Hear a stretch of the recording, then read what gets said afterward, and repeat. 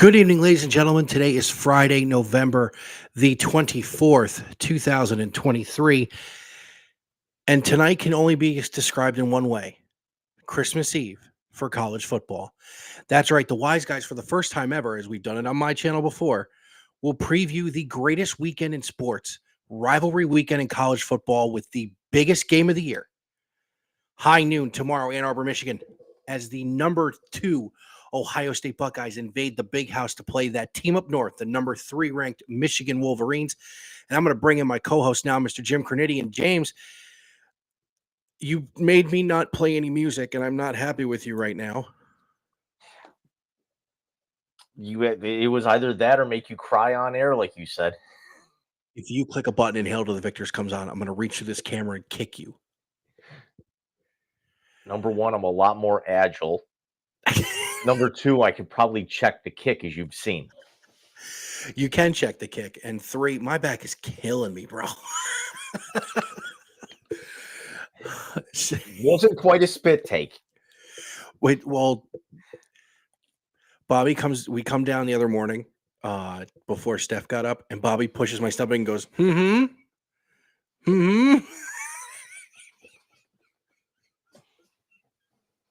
Will that be in the best of next month? It's got to be. You know what? If you think about it, I think according to the calendar, we've only got 4 shows left this year. We have 4 shows left in calendar 2023, and we will go into schedule toward the end of the show. We'll talk about the schedule, what the upcoming stuff is going to be. But first things first, my friend, happy Thanksgiving to you and the family. Happy Thanksgiving, Michael. How was your day yesterday? Ate my face off. Yeah, it was wonderful. I'm still paying for it. Yeah, we got a really good idea. One of my in-laws' friends, actually a celiac like Steph does, his wife made a stuffing that wasn't a stuffing. Instead of the bread, it was brown and white rice. It had the sausage in it. It had apples in it, the celery, everything you put in stuffing. But instead of using the bread, she used the rice. Dude. All I know is I was uncomfortable, and I didn't actually even think about wanting pie until 10 o'clock last night, when we were both about ready to pass out, and she had already had a piece. It was just my mother and myself, and like breakfast this morning was the leftover stuffing, because as we were packing things up, she says, "You ever hear of a fire sale? Everything must go." Well, every single piece of the leftovers went home with me. Dude, you got lunch for like a week. It'll be gone by Sunday. Good man. Because all that's left right now is the turkey and a slice of pie, and then some of the... I'm like one of those weirdos that likes to mix the mashed potatoes and the corn together. You're not weird. So there's like a little bit of that left. There's the turkey and then like one slice of pie. We didn't have pie this year. As you see Oliver's tail, he has made his contractually obligated appearance. We didn't have pie this year because we had 2 people with having the gluten allergy. My mother-in-law made gluten-free ice cream cake. Gluten-free Oreos as the base. It was butter pecan ice cream with caramel in it and chocolate ganache on top. It was like a turtle. The candy. I like turtles. Dude. Fucking bro. This was some serious fat kid shit. I was so happy. What's funny is I got there and we didn't even we started to put the Packers Lions game on. We saw it was a blowout, and then we flipped over to the Friends Thanksgiving marathon. And the only thing I kept thinking was there were multiple times during that evening saying, I need to go home and get my Thanksgiving pants. You're my Everest. We ended up watching the reunion last night because she's got Max. So it was a Friends heavy day yesterday. Well, there's nothing wrong with a Friends heavy day. I actually did watch the Packers and Lions, and then later on we all watched Lions and Tigers and Bears. Oh my! I also watched part of the Dallas game, which wasn't a game to begin with. Got none of the Seattle game in last night, other than JSN's catch, what we'll talk about in the second half. Because listen, this first half is really going to be dedicated to the biggest game of the year for the second year in a row. Is for the second year in a row, and only the fifth time in 119 meetings, Ohio State and Michigan are both undefeated going into the final weekend of the season. This game will not only determine who will win the Big Ten East, and in my opinion, the Big Ten, as Iowa has already clinched the Big Ten West, the final season of the Big Ten West. This will end up being, unless Georgia holds serve, the number one overall seed in the college football playoff, which we will dive into next week pretty heavy. But let's talk a little bit about tomorrow. Ryan Day coming off of two disappointing showings in this game, losing in Ann Arbor in 2021, and of course, losing last year at home in 2022. It's the first two-game losing streak since the 90s. So you can tell how much Ohio State has dominated this rivalry for the last 20-plus years. But, Jim, I'm going to go out on a limb and say for the first time in a long time, this is strength against strength, as these two defenses are playing at the top of the nation right now, allowing the least amount of points per game and not really allowing the other teams to get into a rhythm. So what do you think we're going to see tomorrow? The last couple of years, depending on which side of the coin you're on, very disappointing if you're a Buckeye fan, very exuberant if you're a Michigan fan. For the first half, both of those games were very exciting because there was almost no defense being played by either club. I don't think that's the case this year. I think this is going to be. I'm not going to go out on the. I'm not going to go out and say that this is going to be boring. But this is, I think, going to be a lot lower scoring than we've seen in previous years. We've got the number. You're absolutely right.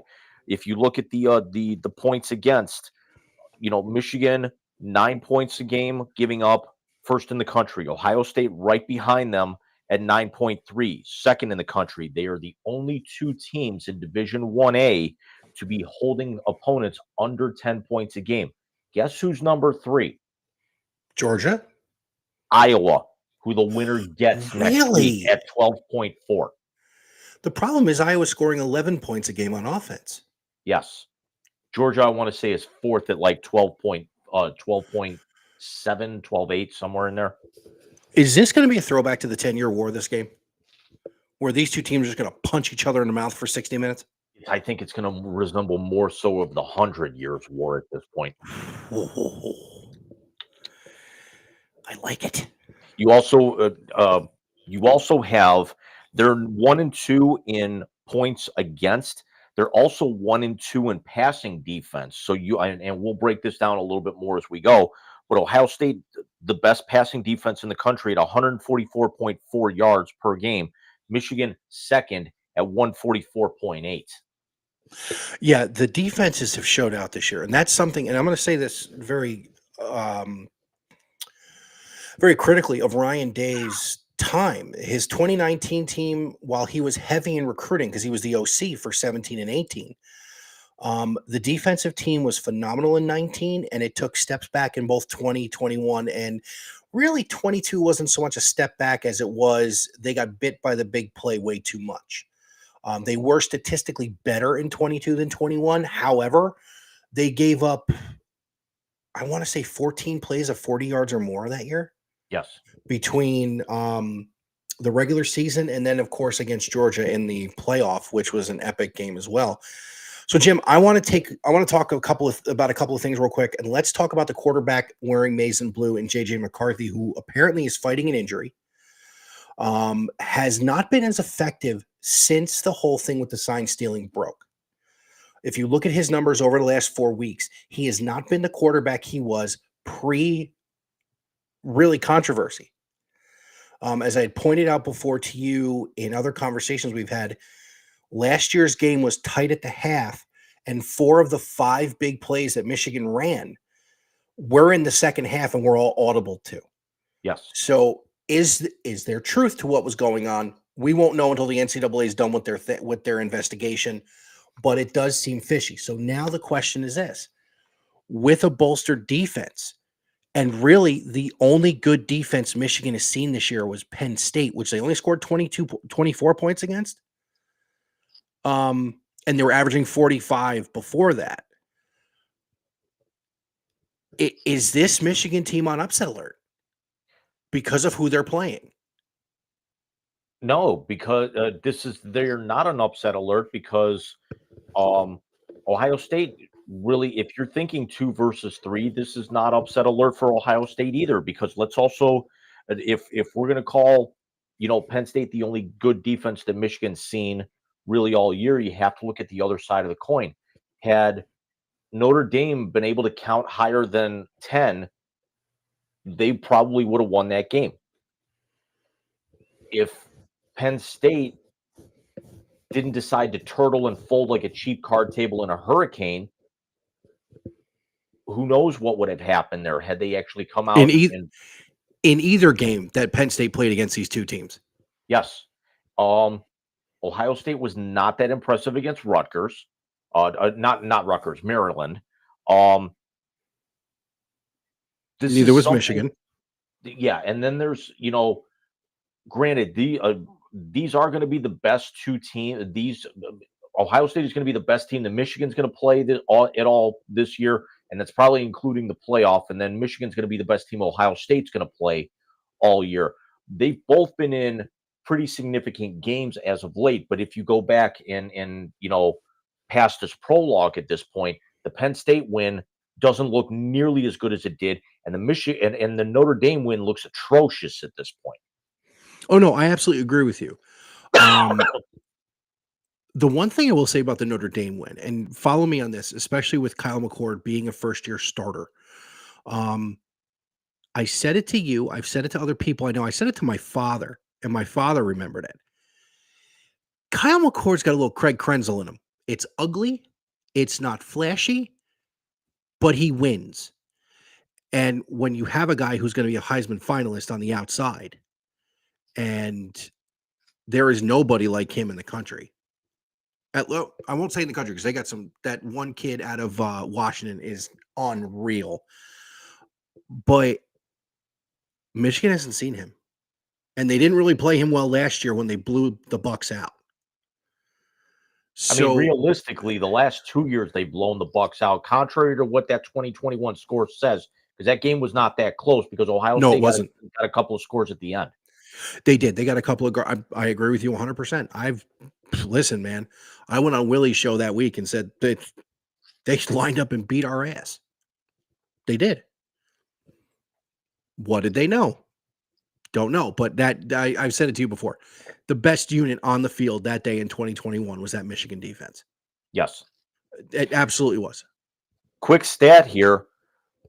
The team who wins the running game wins the game going as far back as 2011. Now, the big difference, I think, here, because your defenses are going to basically kind of cancel each other out, what happens, even though you've now got TreVeyon Henderson basically back in at full gear for Ohio State. But here's the other thing. Blake Corum's back at 100% in this game. Remember, he missed last year's game. You look at the last 2 years for Ohio State, Hassan Haskins, 169 yards and 2 touchdowns in 21, and then Donovan Edwards with 216 and a touchdown last year. Yeah. Ohio State has done a very good job trying to shore up their run defense, and it's something that, as Edwards broke the big play last year, it also set up to where then JJ could start going over the top, finding a lot more space. Could that be, a replay of this year with the Michigan home crowd? Um, will that actually kind of remains to be seen? But I think the quarterback play kind of cancels each other out here because JJ, I think, is a better quarterback, even though Ohio State is running better numbers in their passing attack right now. And again, JJ kind of coming off the injury here, numbers going down after the Harbaugh scandal broke, be damned. But it's something that I think JJ is kind of playing down to his level, and McCord is kind of playing up to his level. So it's the fulcrum is getting very, very worn out at this point, trying to balance these levels off. No, absolutely. And I will say this. Remember, last year, the main back Ohio State had in this game was Dallin Hayden. No disrespect. He's not Travion Henderson. He's not even Mayan Williams. They're going to go in with Travion Henderson and Chip Trainum, the converted linebacker. So, yeah, whoever wins the ground game is going to win this game. I agree with you 100%. I will say this. Whichever defense can punch the quarterback in the mouth is going to have a leg up. The Michigan pass rush this year has not been as dynamic as it's been for the previous 2 years. They may be stopping people, but they're stopping people the way Ohio State has been, and they're tackling well in space. They're not letting people behind them. They're not giving up the big play. Has either team really seen it? And it also has either team really seen an offense that can hit the big play though? Right, and it also actually helps for Michigan that Michael Barrett's their one of their linebackers will actually be back for tomorrow. Yeah, and Ohio State's getting healthy too. I think the one thing missing tomorrow is going to be Lathan Ransom. He's basically out for the year. Josh Proctor and Jack Eichenberg are going to are going to play tomorrow, from what I've read. Good. Because you want to see. I'm sorry. Yeah, I knew who you meant. You want to see these teams at full strength. I was getting it mixed up with Jack Eichel, and it just made me want to punch something. Bro, fuck Jack Eichel. Fuck Jack Eichel. Because you notice I actually took the hockey jerseys down, and well, it's a football episode, right? So yeah, no, I this is gonna this is gonna be, in the wonderful words of Jim Ross, a slobber knocker.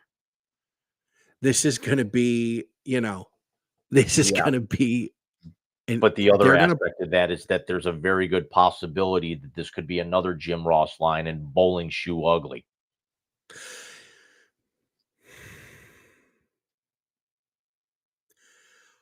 I'm going to go on a limb and say it's going to be bowling shoe ugly, to be very honest with you. I think this game is not going to be high scoring. I think it's going to be whoever has the ball last, being brutally honest with you.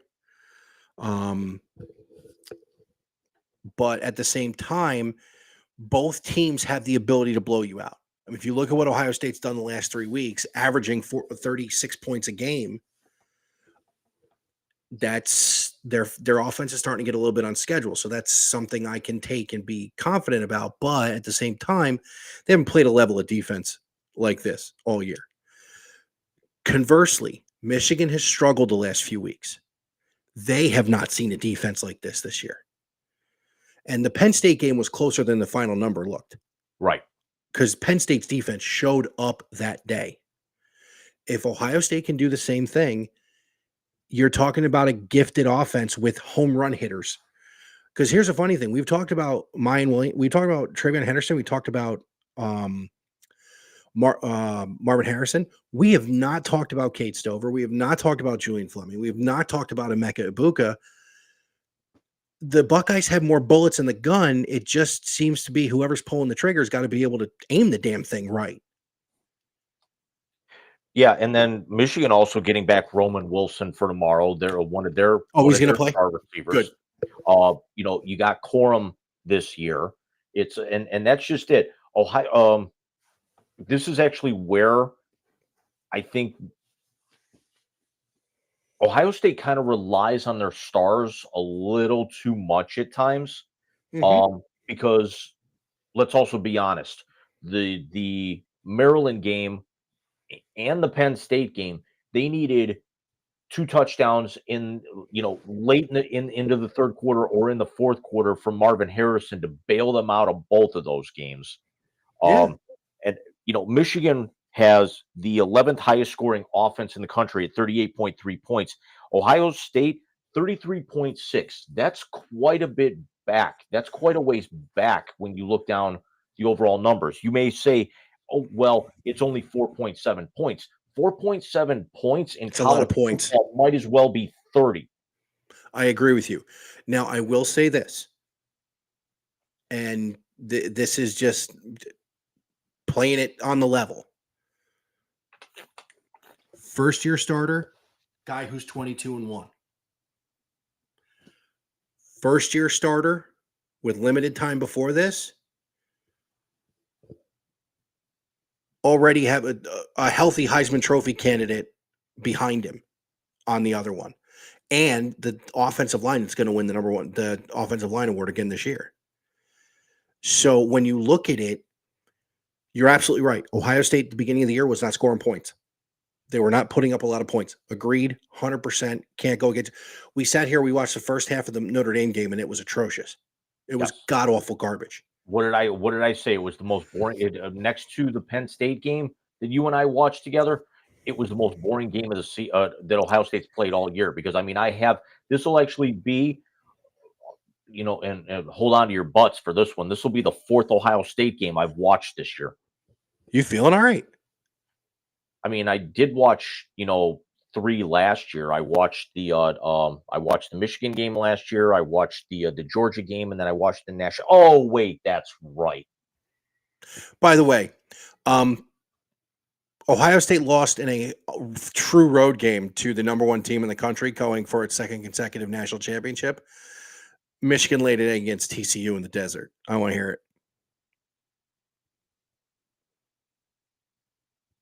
Yeah, we'll get into that next week. Sidebar, got the oil change of the car done, and the boys hired a couple of new guys, and I had the Ohio State golf shirt on Wednesday at work. And the guy looks at me and goes, "Oh, we beat you last year." I said, "Any other stadium in the country it's targeting, and you damn well know it." He goes, "Yeah, I know." Scoreboard. Yeah, exactly. And I said the same thing I said last year. I said, "Listen, but you can't blow a 2-score lead and expect to win a championship." He goes, "You really think that was targeting?" I said, "Bro, I have seen balls with less launch angle hit out of Truist Park." And the 2 Braves fans in the room look at me and go, "This isn't the launching pad." I said, "Yeah, well, he was on one." Anyways, going back to tomorrow. How big is Harbaugh not being there, you think, going to be an issue in this magnitude? I really honestly, and I'm saying this not as because this is not, Buckeye fan versus Michigan fan. I actually sat back and I thought about this earlier. The tagline for this show should be homers versus haters. I'm not that bad, though. I'm not Jim Lachey. I will tell you that this team has problems.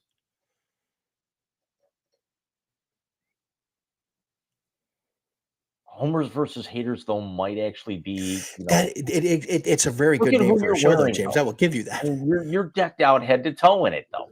Dude, do you understand? This is every weekend for me.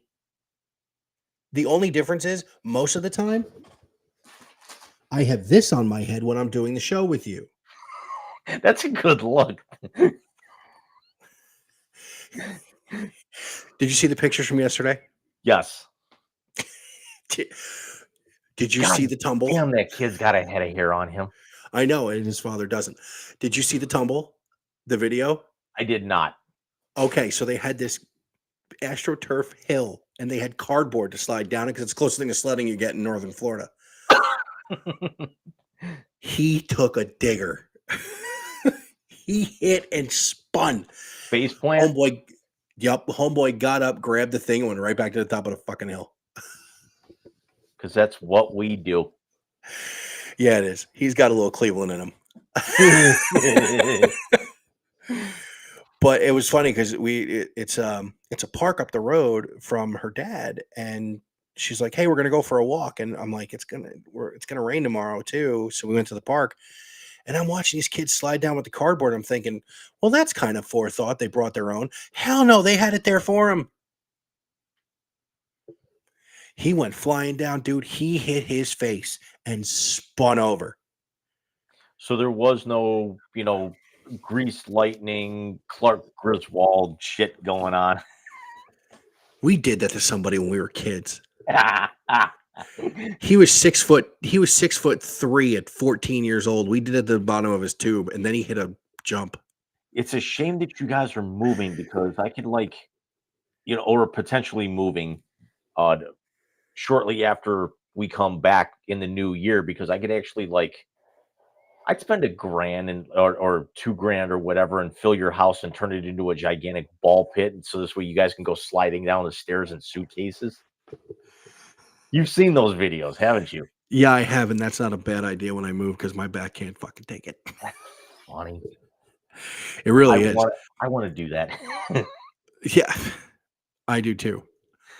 So let's wrap up coverage of tomorrow's game and let's talk about the elephant in the room. And I'm going to ask you this question. With everything going on, Jim, this is a legit question. If Ohio State goes out and wins this game tomorrow in Ann Arbor, do the last 2 years look more suspect? I'd have to say, depending on how they go out and win. If they actually go out and win a close one, no. If they go out and they blow their doors off, absolutely. Okay, that's what I thought too. I thought a one-score game, it would be, okay, these are two evenly matched teams. They scored once more. But if you get a blown-up score like last year, I think you absolutely need to start asking questions. Now, And I think it's going to be more damning. Now, let's talk about the other side of that coin here. There's the heads. Now we got to talk about the tails. If Ohio State goes out and loses this game, and then they lose this game by more than 2 scores, could this potentially be Ryan Day's final season? Does his seat get Does his seat not only get hot, but does his seat get John Cooper nuclear for the fact that you've got back-to-back undefeated seasons and went out and shit the bed against your rival? Unfortunately. But here's why they won't let him go. It's the same question I asked you last year. It's the same question I ask every time someone brings this up. Who is your hire? Because you're not getting the last coach out of the booth. After everything that went on, it's not happening. And he doesn't want to come back anyway. You're going to bring in Jimbo Fisher? Because he's a great hire. Here's the thing, though. It's a Mount Rushmore school, is that you actually can go out and pick whoever the hell you want, not named Belichick, Saban, or Kirby. But herein lies the question of that, Jim. Who is your hire? Because I can tell you this right now, the marquee people that most Ohio State fans who want Ryan Day out of there, the only marquee hire Ohio State had a chance to make is in Madison. And he's not leaving Wisconsin after getting his feet wet. You're going to bring Lincoln Riley from USC? No, he's not going to leave the warm sun. And he's probably going to the NFL after this year. Jimbo, you're going to get Coach O to come back? Because that's the type of hire. That's the type of hire you need at this school. And you set that precedent when you replaced it, for all intents and purposes, you replaced Jim Tressel, who went to 3 national championship games, won a title in his second year, and beat Lloyd Carr around the stadium for years when you replaced him with Urban Meyer. And then Urban goes 7-0, and you get Urban's handpicked successor, who all he is 56-6. Let me throw a name out, and let me spitball here for a minute. Okay. He's not coming back next year. They already announced. If you win tomorrow, you're going to play him next week. Brian Ferentz? No. And here's why not Brian Ferentz. Here's the thing. Here's why I would think He's not as big a flashy a name as, going out and getting a marquee guy, but when Herb had to step away, then it became Fickle's program. Herb comes back. Herb actually has to leave suspect, and then they basically turn it over to one of his coordinators in Day. Ferentz knows the Big Ten very well. Iowa is a perennial conference contender every year. They're going to be playing next week. What if, I mean, and let's also say, what if they go out and shock the world about, beating the winner of tomorrow and throw this whole thing on its head? But we'll talk about that next week. But he knows the Big Ten. He knows the recruiting schedule. He's got one of the probably 10 best, guys sitting directly above him, being an understudy in the country in Kirk Ferentz right now. He knows how to recruit. He knows how to run the trail. It may not be that bad of an idea. And he's a lot younger too. He'd be actually in that range, but knows the conference. And also, oh yeah, knows how some of the other teams in the West play, especially after now the conference explodes next year. Although there is something somebody put up on, I want to say it was the NFL Memes Facebook page. I don't know if you saw this, but somebody actually took they took they took the Big Ten map and they kind of drew it out, and the Big Ten now kind of Looks like a dick. Yeah, It looks like a dick. Here's why Brian Ferentz will be the worst hire in the history of the school. What's the offense he run averaging a game? which is why I want him. How many good quarterbacks from the state of Iowa have gone to Iowa and not Iowa State or elsewhere? Here's the thing that and here's the last piece of information for you. Ready for this? Dwayne Haskins, Justin Fields, CJ Stroud. 3 consecutive first-round quarterbacks that this dude found. Because it was Day who recruited Dwayne Haskins, even though we have the video of Dwayne when he was young, wanting to go to Ohio State when he was a kid. It wasn't Urban who recruited Justin Fields to transfer from Georgia. It was Ryan Day and, for that matter, Dwayne Haskins. It wasn't Urban who found CJ Stroud, who, by the way, is 76 yards away from leading the NFL in passing.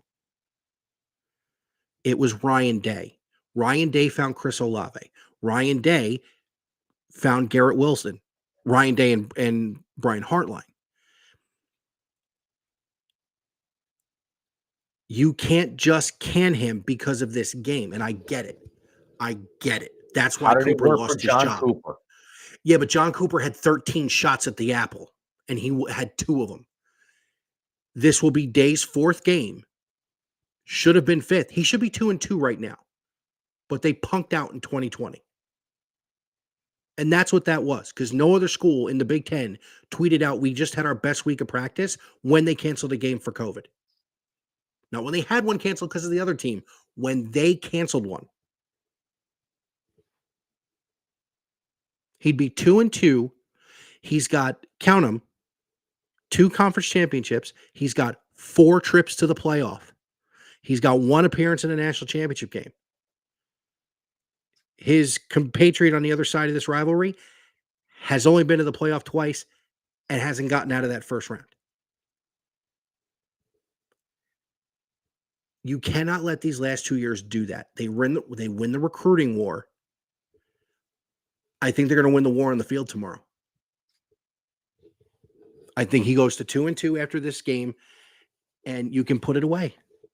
You can put it away, because even if he goes, say he ends up going, he's there for 15 years and he goes 8-7.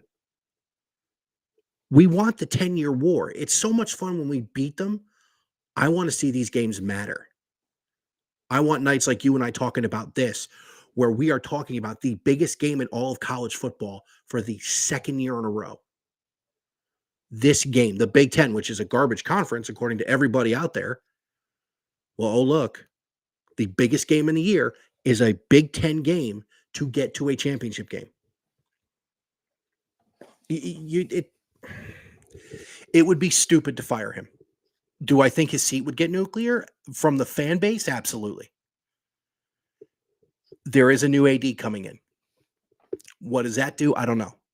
But to can him for losing two of these, and now two of these games are under scrutiny with the sign stealing.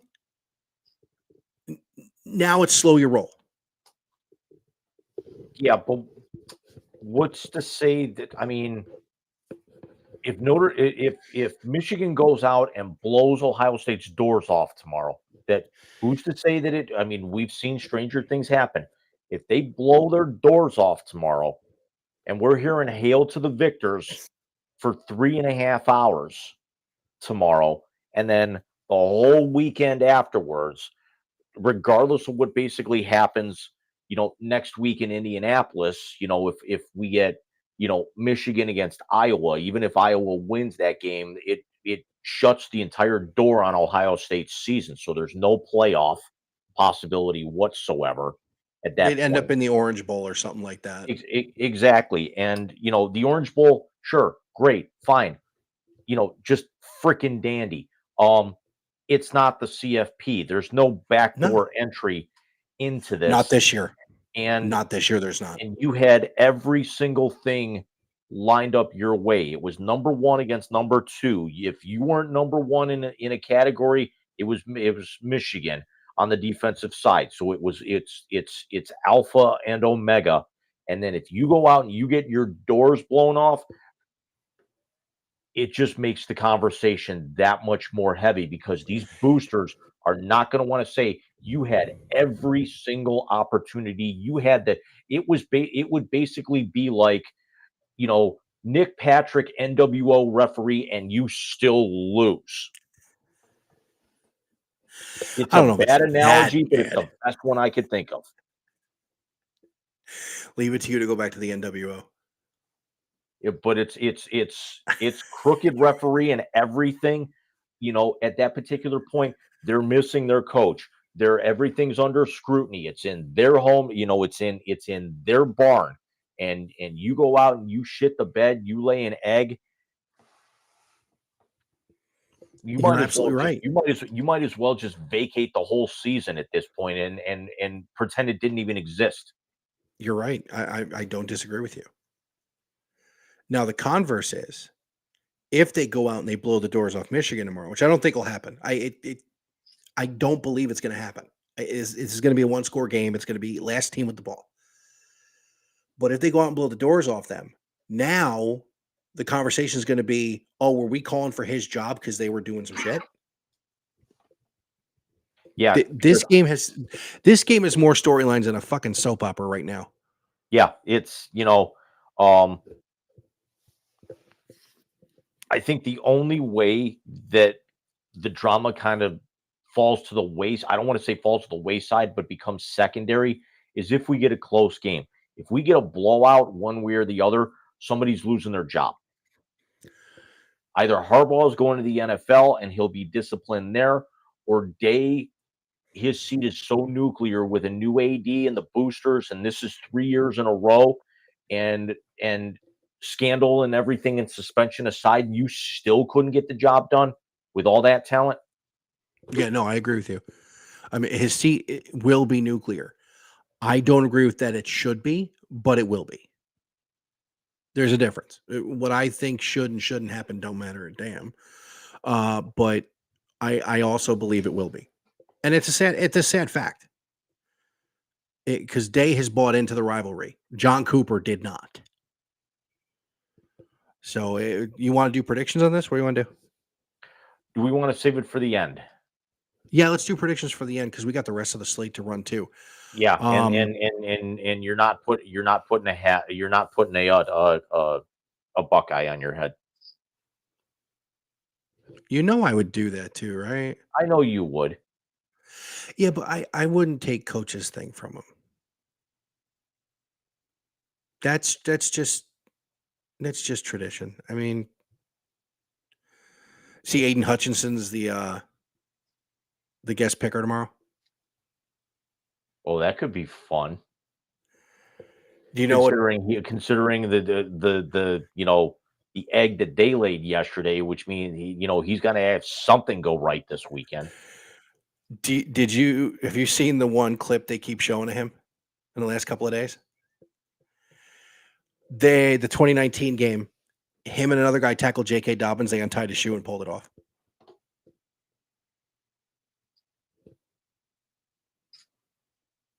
From classless to top pick in the NFL draft. Look at that. Yeah. Although he backs it up, even though they shit the bed yesterday. Listen, he is amazing.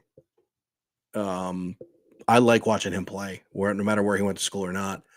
And I forgot DPJ ended up in Detroit as well. Yeah.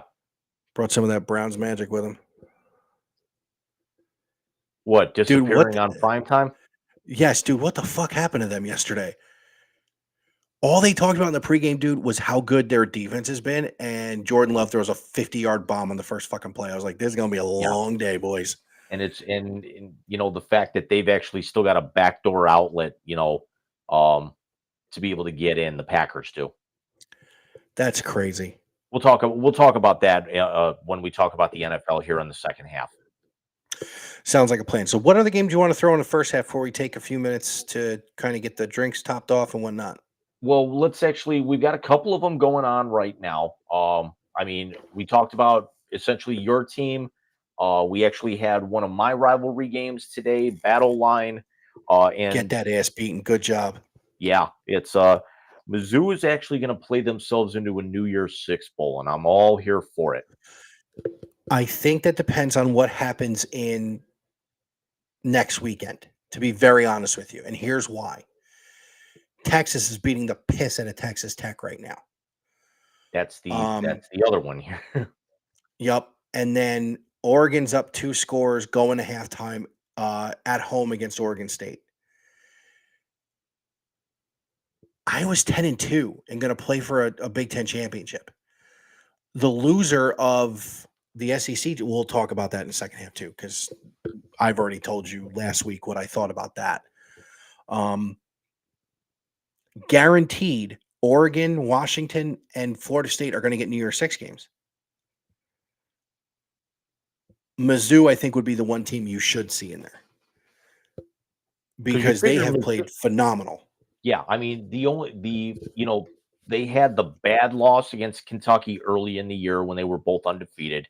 And then we watched how they kind of got screwed against Georgia late. They realistically should have been able to go into Athens and win that game. I love what Coach Drink is doing.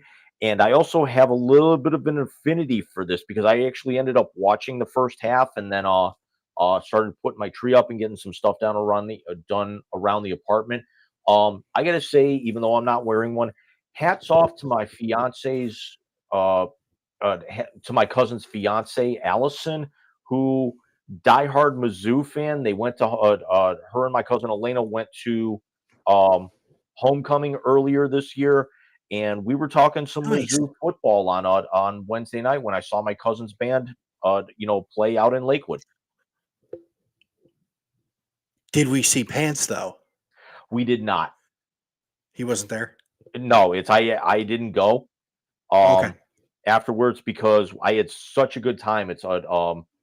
I showed up and I saw my cousin who was the drummer of the band. We sat and BS'd, had a beer for about 45 minutes, and then his fiance and his sister's fiance came in, and then his sister came in a little bit later after that. So we had a good time. I ended up leaving about 11 as me and his fiance moved like right up to the bar, and it's a really nice setup because it's full size bar tables. There's really good pizza in the back, and the stage is elevated. Oh, nice. Yeah. So they're actually playing on a stage behind it as the bar is kind of down in front, like you would see in a casino or something like that. That's pretty cool. So they did like 4 hours worth of covers. The band is called Doofus. They were really good. I love it. Doofus. That's phenomenal.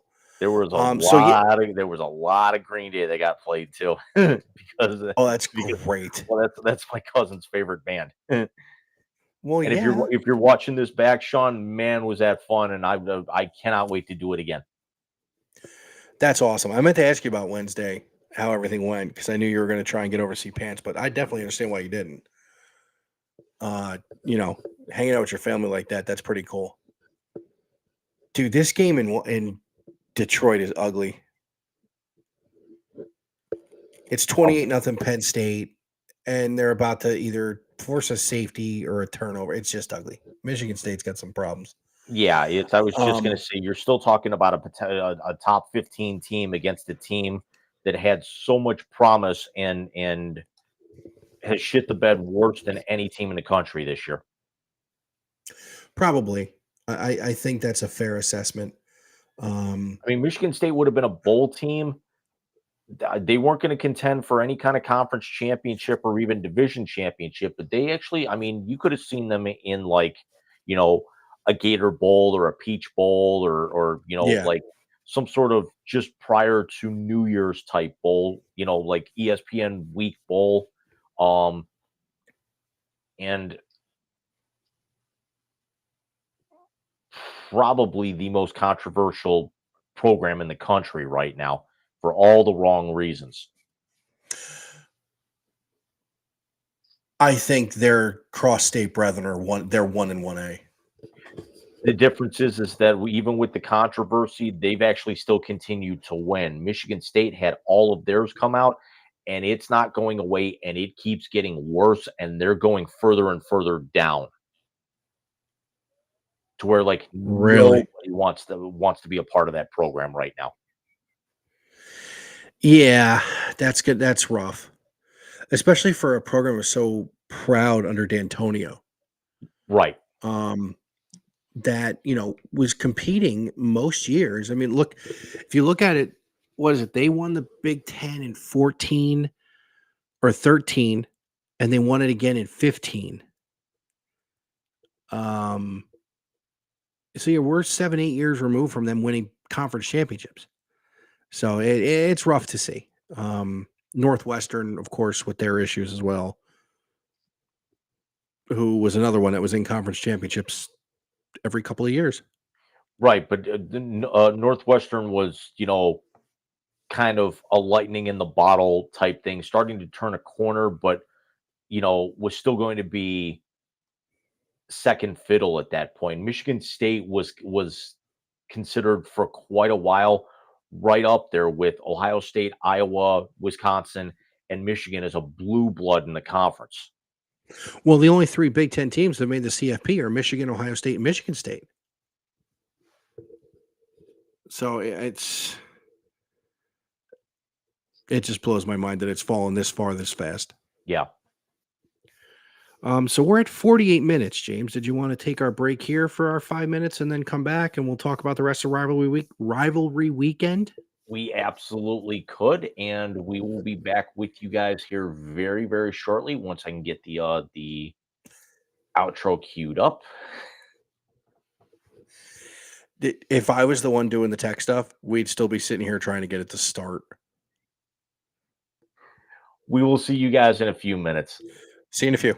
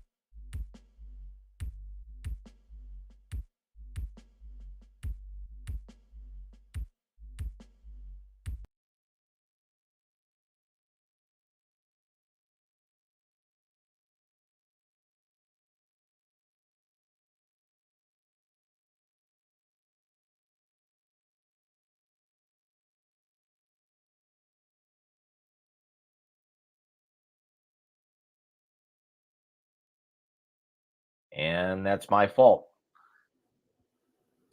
I say I'm muted still, dude. Yeah, it's we were both muted. I actually made sure to cut the mics as opposed to last week where they heard everything. Well, I got the mute button on this mic, so I just tap every time we do anything that goes like that. I just kind of tap that and move See, on. I don't. Everyone last week, heard me washing my face, topping off my drinks, swearing at the neighbors. Well, it was entertaining, James. Yeah, it's because I actually also remembered to turn the mic off, or it during the Well, break. that's good. Well, that's always good. So, Jim, as I said in the open, and this is, in my opinion, the greatest weekend in sports. Rivalry weekend in college football is just something you can't take your eyes off of. I mean, obviously, Michigan, Ohio State's big because of one, my fandom, and two, your hatred. But we have had iconic moments come out of this weekend in every rivalry game. I mean, go back to a few years to the Kick Six, Auburn, and the Iron Bowl. Names to these games: Civil War, clean old fashioned hate, the game. I mean, it's unlike anything that we have any other sport in the country. So let's get into some of these other games and let's talk about some of the I dare say implications the only weekend in all of college sports that would be better would be the opening weekend of March of the Madness. tournament. Yeah. Now, let me say this. The opening weekend of the tournament is a different animal altogether. People blow off work for days with that. Some people show up and watch games on their phone. Some people actually bring their Chromebook to work and have it sitting next to their office computer. Some people listen to games on Westwood One on their phone because Gary Cohen calls college basketball.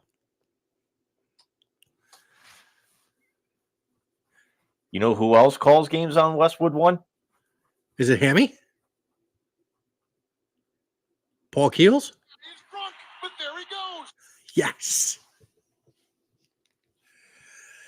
Oh, by the way, we're going to have a new sound for the soundboard.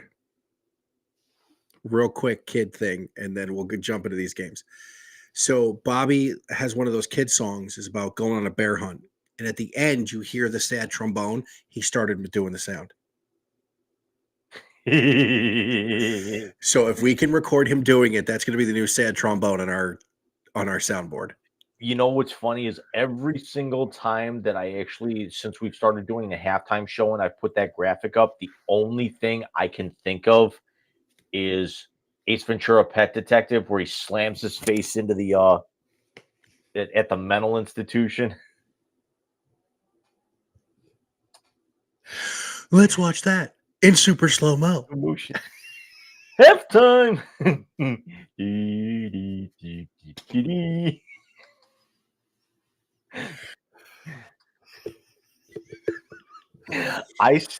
That's like one of those, make sure that you got a rewind 10-second button on your Roku or your Netflix because if it was a disc or a cassette, you'd wear the damn thing out. I laugh like I'm four. I did every time his face hits that bench. With him, it's that, and when he gets the guy who's sleeping with the client in Liar Liar to admit that he's sleeping with her. When he's doing he's jumping up and down.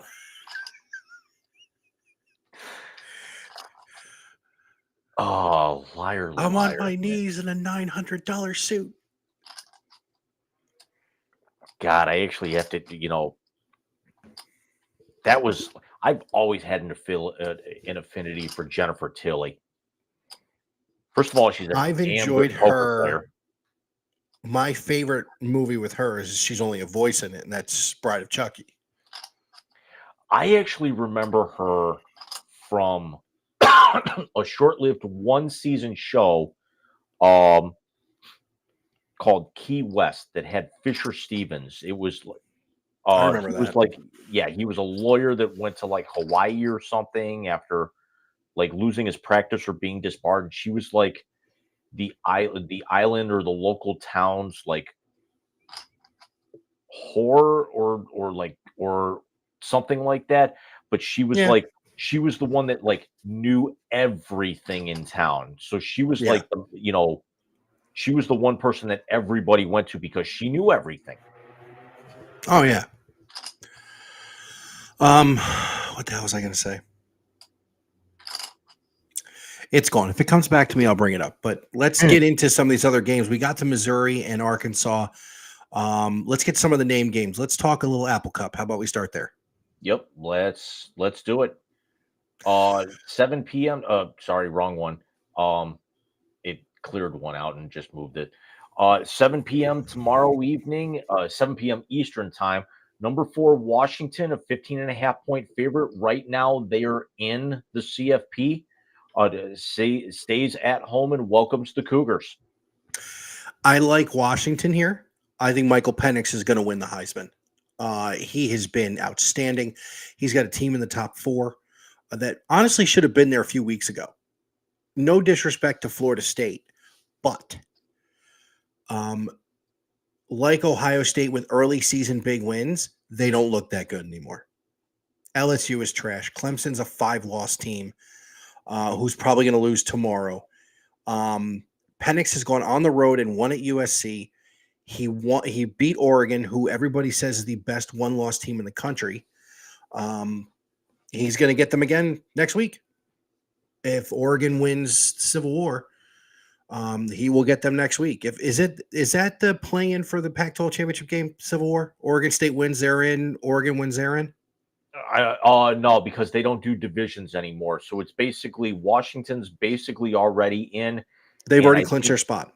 yeah, and I think if Oregon wins, they're in as well. I think they might already be in. I'd have to double check that, but Oh no! If Oregon loses, Arizona which will be one of the goes other to the games to talk Pac-12 about. championship game. Yes, So I like Washington. Washington's already in. Now, is that in Seattle or is that Yes, in, that's in that's at Seattle. Washington? Okay. I like Washington here. I think their defense has finally started to play like their defense has been slated to play all year. Penix, the Indiana transfer, has been outstanding, and he's got a wide receiver who is just unconscious. So I like Washington here. You think Wazoo's got a chance, or you think Washington's going to cover? I'm not even pick. I mean, I'm just putting the point spread up for reference purposes. I'm not even picking against the spread here, but I got to go Washington outright here. There's could be a couple of teams that could be on, upset alert. They know that they basically at this point it's a play-in game for them. Because even if they lose next week, I still think that there's an outside chance that they would still get in as maybe a 4 based off of their body of record. Because if they lose next week, it's going to be to a top 10 team. Yeah. The only question is it going to be an Arizona State? Is it going to be an Arizona team that's going to be at like maybe 12 or 13 by the time the polls come out? Or is it going to be an Oregon team who's literally right on their ass? And we're going to talk about here in a second. Yeah. Let's talk about playoff implications later, only because I want to go over my scenario again with you and tell you how I think it's crap. What I see the handwriting on the wall being. So Apple Cup, we both have Washington winning that game. How about you pick the next one? Oh, going on right now. And as a matter of fact, it is 21-7 Oregon at the half. And this one is in Eugene. Yeah.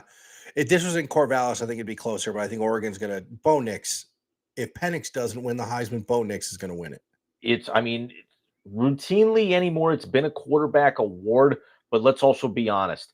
Penix and Bo Nix have been the 2 best players in the country. No disrespect to Marvin Harrison. These guys are just so far out in front of everybody else that it's an honorable mention for anybody else at this point. One of these guys is going to win this award going away.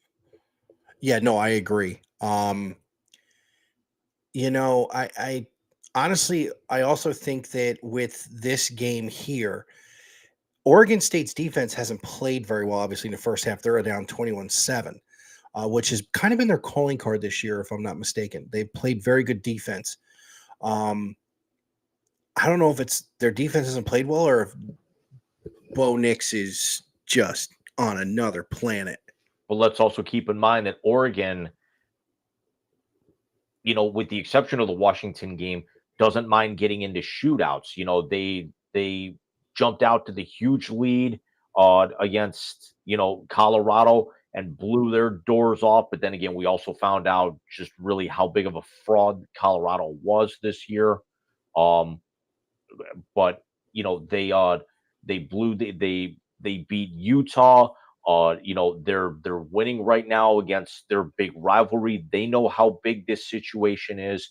It was last team that had the ball was going to win against Washington a few weeks back.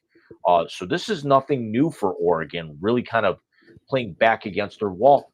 But I want to say for Oregon and Washington, they're probably the one thing that they're both ecstatic about right now is they don't have to see Utah next week. No, I think anybody'd be ecstatic about that. Although Utah is a different team without Cameron Rising, who's going to play for his 80th year next year. I like Oregon in this game too. Yeah, I'd like them to close this one out. Yeah, a lot of chalk with some of these games. I think the only one's going to be a toss-up is the one that's going on tomorrow during the day, and then there's a nighttime one tomorrow. I want to tell you why I think it could be different. So let's get to the next one. So we got Washington and Oregon holding serve, winning there. Let's stay in the Pac-12 here. I want to say this is 4 p.m. Eastern time tomorrow.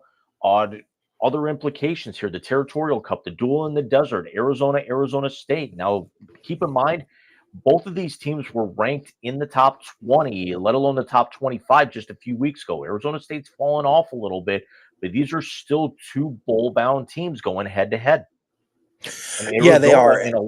And this is Arizona on the road in Tempe, favored by 2 scores. Arizona's playing so good.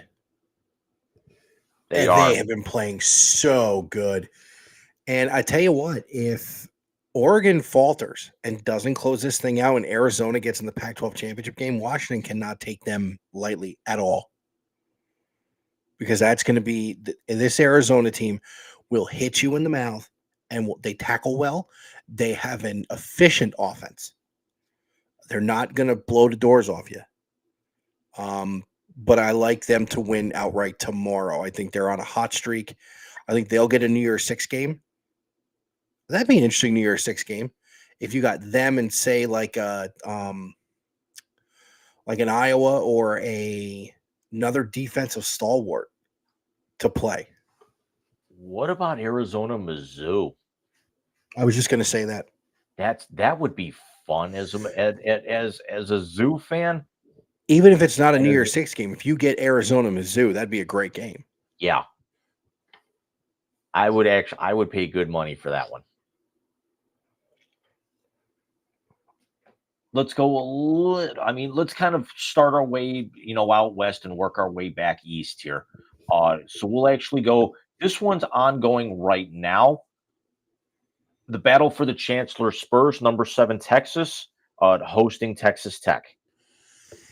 You know the kind of year a team is having when they're called the best one-loss team in the country, and Texas beat Alabama. Soundly. Awfully telling. They're kicking the shit out of Texas Tech right now. It's a top 25 team in their rivalry game for a trophy, and it's a pretty damn cool name for it too. It really is. Here's the other thing. Did you see Quinn Ewers is coming back next year?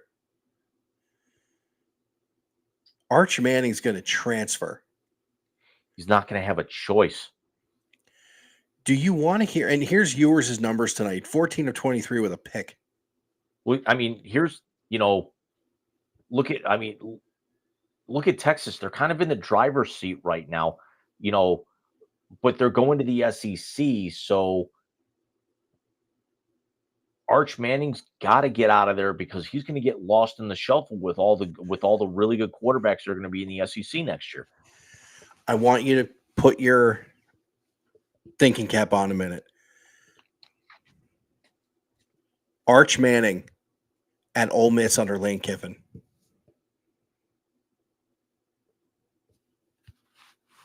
Arch Manning at Tennessee. No. He No, would no. not go to somewhere where his brothers played. His uncles. Heupel is not the quarterback guy Lane Kiffin is. Here's one for you. How about Arch Manning at USC with Lincoln Riley? I think, honestly, the best thing that he would probably want to do right now, just to get a complete fresh start, Arch Manning to Mississippi State. He's already far enough behind. He'd go in and he'd start right away, especially with all the turnover. He started Ole Miss. First of all, let's be very clear. A Manning is not stepping on campus at Ole Miss or Tennessee and sitting. It ain't happening. No, not at all. The only reason he sat at Texas is because Sark basically got on his hands and knees and groveled and got Quinn Ewers to transfer from Ohio State. One of the few times somebody of that caliber transferred and it worked out. I can say, like, the only other one that I actually can remember since all of this kind of went to hell was what's going on in Corvallis with DJ Ugi. I can't even pronounce his name. I always call him DJ Gungala, from shit in the bed at Clemson last year. I think Fields from Georgia to Ohio State worked out pretty well. I'd say Bo Nix and Michael Penix are working out pretty well. Yeah, it's and as an Auburn fan, the Bo Nix one hurt me a little bit. Well, you got to think of it though too. That's not on Bo. They didn't do shit to help him. No, they really didn't. But I saw a lot of talent and a lot of promise in him, even when he was getting his doors blown off by the Tide. We figure true freshman. His first start was against Oregon, and he beat them. Speaking of which, it's not quite as going from west to east, but Bama's going to kick the fuck out of Auburn tomorrow. We've seen stranger things happen, though. The kick six. Exactly. I will say this. If Auburn's defense can make Joe Milton throw the ball, not Joe Milton. Joe Milton is the quarterback of Tennessee who went to Michigan. Jalen Milroe throw the ball, Bama's in for a long fucking day. Take his legs away. This is at Jordan Hare, and Auburn always shows up at home in this game. I tell you this, if Auburn somehow wins, that 13, if you're a bettor, that 13-point spread is begging you to try and pull cover here. Now, I will say this. If Auburn finds a way tomorrow, what I'm going to talk to you about with the playoff is a null and void. So maybe we need Auburn just to beat Bama tomorrow and make all that shit go away. But I like Bama. As much as it pains me to fucking say it. I do too. But I think their just desserts come next week against Georgia, but we'll talk more in depth about that when all the matchups and everything are set next week. Agreed. What we got next? Let's go. Speaking of staying in the SEC, so to speak, we're going to go. Let's go here. Let's actually go one a little bit closer to my heart, and one that we actually talked about briefly off air, that something doesn't seem right here. We've got undefeated Florida State who got leapfrogged by Washington up until, they'll be back in. If they hold serve this weekend, they'll be back in because naturally Ohio State or Michigan are going to fall out. Going into the swamp and playing a 5-6 Florida team and only a 6.5-point favorite. Jaden Daniels destroyed his leg. Jaden Daniels destroyed his leg last week. He's done. The quarterback who was a outside outlier for the Heisman Trophy for Florida State is gone. They are going with a backup for the next at least 2 weeks because they've already qualified for the ACC championship game. Yeah, that's why it's 6.5. Because Daniels is done. Even so, That's Florida, not the right one. Daniels is the one from LSU. Hang on a second. even so, Florida, I mean, they're starting to kind of get where they want to go. They're headed in the right direction under Billy Napier, but they've really taken a nosedive as of late. Ever since, I want to say, I mean, when I was down there, we turned off the war for the oar at the half. Um, but they were starting to fall a little bit before that. They came out of the chute hot, um, and it's just not turned out the way that they wanted to in the swamp. But I think next year for them is going to be a lot better. But it would be a huge, huge feather in Billy Napier's cap to end Florida State's championship run tomorrow afternoon. Agreed. It would be a huge feather. Jordan Davis, by the way, is the quarterback I was thinking of from Florida State. It was a horrific knee injury. And he then very quickly said that he's done. He's not going to play at Florida State again. He will probably go to the draft this year, and he won't go high, but he'll go into the draft. Sneakily enough, I'm going to take Florida in this game. Only because it's in the swamp and only because Jordan Davis is not playing. Whereas Florida State, I think, is better talent on the outside. I think Florida defensively can hang with Florida State with the backup playing. I think Florida's faster than the Seminoles, but I think with as hard as Florida State's defense hits, I think it's going to be able to neutralize a lot of that speed. And Florida right now, most likely, Florida State right now, and it pains me to say this because, as much as I hate Florida State, especially with this rivalry game, I mean, you remember me back in high school. It was, I mean, this was my Super Bowl. Yep. It was Spurrier and Herb against Bobby Bowden. And anytime you could beat Bobby Bowden, it was a good day. It basically made your year. But Florida State knows that even without a starting quarterback, they've got a chance to do something really special here because it's not been the strongest year for the ACC. But they could actually, I hate to say this, but they've got the chance to be this year's like Cincinnati or TCU and crash the party. But they actually can, but they've also got enough potential to be able to do some damage if they got there. I think if Davis was healthy, yes, they'd have a chance to. I haven't seen this kid play. I say this kid, they're all kids. I haven't seen the backup play, so I will withhold judgment till I watch the highlight package tomorrow night for this game. But something's telling me take Florida. Going just a little bit north here. 5 years ago, this would have been one of the marquee games, but times have changed a little bit. Palmetto Series, number 24 Clemson, gotten themselves on the right track, 7.5-point favorite going into South Carolina. I hope Dabo gets the piss beat out of him. I don't know what it is. I just cannot stomach Dabo Swinney. But he's very hit and miss. I like him, but not as but I'm not a huge fan of his. But I do like Cade Klubnik. I think they made the right move by going to him as opposed to with DJ. It's all kind of worked out for the best, for everybody right now because Clemson was not going to be able to keep that up, forever. Just like we're going to see, Alabama could have 2 losses. Quite honestly, should have already had 2 losses. Agreed. On their schedule. Some of the luster is kind of off the hot dog, so to speak, with Dabo. Some of the shine and the luster is kind of coming off of Saban here a little bit because there's so much parity now.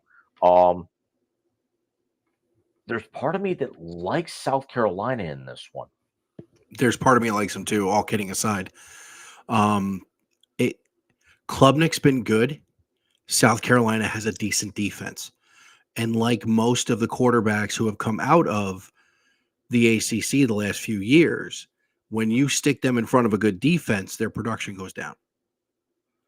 And I think Spencer Rattler's got enough down there that he can get the job done and get this W. Heck of a way to end his career, too, as I think he's going to leave for the NFL this year, too. It's going final at Ford Field, 42-0 Penn State.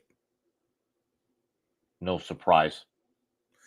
Drew Aller had the game of his life. Where was that against Michigan, you dick? Where was that against Ohio State? You asshole. He went to Medina. Basic formality. We already know what's going to happen. We already know who we're going to pick. But we've got to throw it up there because it's the best name of any single rivalry out there. Clean, old-fashioned hate. I'm going to go out on a limb and say Georgia's going to cover. I'm going to go out and say Georgia's going to cover by the first half and take a victory lap. Unless they're, looking ahead to Alabama and not paying attention to Georgia Tech. They could, but there's no way that Georgia Tech's going to be able to make up a 24-point spread here. No.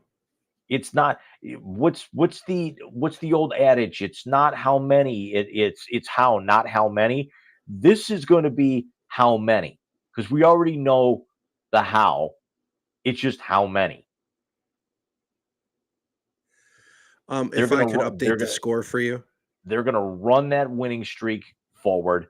They're going to use this as a tune-up game. This is going to be their version of UT Alabama Chattanooga. What's that? Of UT Chattanooga? The Citadel, yeah. Georgia's going to treat their oldest rival as a 1AA school the week before their semifinal, so to speak.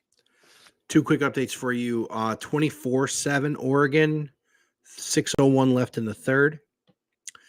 With 3 minutes and 26 seconds left in the third quarter, it is now Texas 50, Texas Tech 7. Yes, that's right. Quinn Ewers has dropped a 50 burger. And just for me to be an ass, the Bucks beat Alabama in college basketball today by 11. Yeah, we had some really good college basketball. We'll talk about that here in the next segment. Yeah, I think that's going to be a big part of our final episode of the year. Is college basketball. One more before we actually hit the coup de grace here. Always a good one. 3 or 4 weeks ago, this would have been a lot better of a game than it was. The Governor's Cup. Louisville, number 10, still in the running for a New Year's 6. 7.5-point favorite against the Kentucky team that's really kind of fallen off recently. This one in Louisville. And these two teams, I mean, if there wasn't Georgia Tech being called clean old-fashioned hate, this is one of the chippier games every year because these two teams just hate each other. They do, and I will say this. Louisville's got a lot to play for. Remember, Louisville's going to play Florida State for the ACC Championship next week. So they can't get too chippy and too stupid. You can't lose a big player when you got a chance to win a conference championship. Having said that, I don't think Louisville loses this game. Not at home. I completely agree here. I think Kentucky's fallen off way too far, and Louisville knows exactly what's at stake. They're in the Florida State camp minus missing a starting quarterback. They know exactly the road ahead, and I think they just go out there. This is not something that we've actually really brought up, but this is going to be an instance where Louisville's going to go out there and just take care of business. They're not going to look ahead. They're just going to go out. They're going to get the job done. I don't think this is going to be pretty. I don't think they're going to run any kind of score up. I don't think this is something where they're going to have to play from behind. They're just going to go out there. They're going to play Louisville football, and they're going to come out with the W, and then they're going to get ready for that monster showdown with Florida State next week. They play the ACC championship game in Charlotte every year. Charlotte. That's what I thought. I asked my Google assistant about that earlier today because I couldn't remember. It's because we've got Indianapolis, we got Vegas, we got Dallas, We got Atlanta. we got Atlanta, and I could never remember where the other one was. Yeah, it was Charlotte because it's like the Google assistant Panthers said play. it was Bank of America Stadium. It's like, wait a minute, where is that? TIAA is the one in Jacksonville, and Bank of America is the one in Charlotte. So let's get to the big one, Jim. Let's get to our predictions for, as Urban Meyer said before his first game in 2012. This isn't the greatest rivalry in all of college football, the greatest rivalry in all of sport. It's what took up the entire first half of our show tonight, and that is number 3 Michigan hosting number 2 Ohio State. Jim, one key to this game for you, sir. Is this going to be a telltale sign of last year with Michigan's ability to run the football? Because Michigan comes in with the 9th ranked rushing defense, even with Ohio State at 100%, whereas Ohio State is in the 20s in the run defense. Most other categories, they're very, very close. There's only a couple of spots separating them, with the exception, as we talked about in the first half, of the scoring offense, with Michigan being in the 11th and Ohio State being somewhere down in the 40s, even with only a 5-point difference.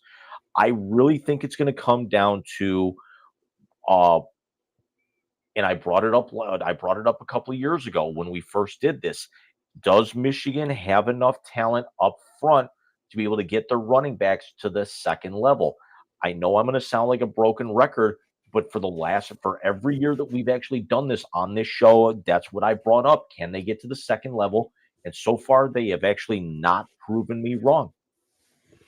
No, I agree with you. Michigan's run game is going to be the key for them to win this game.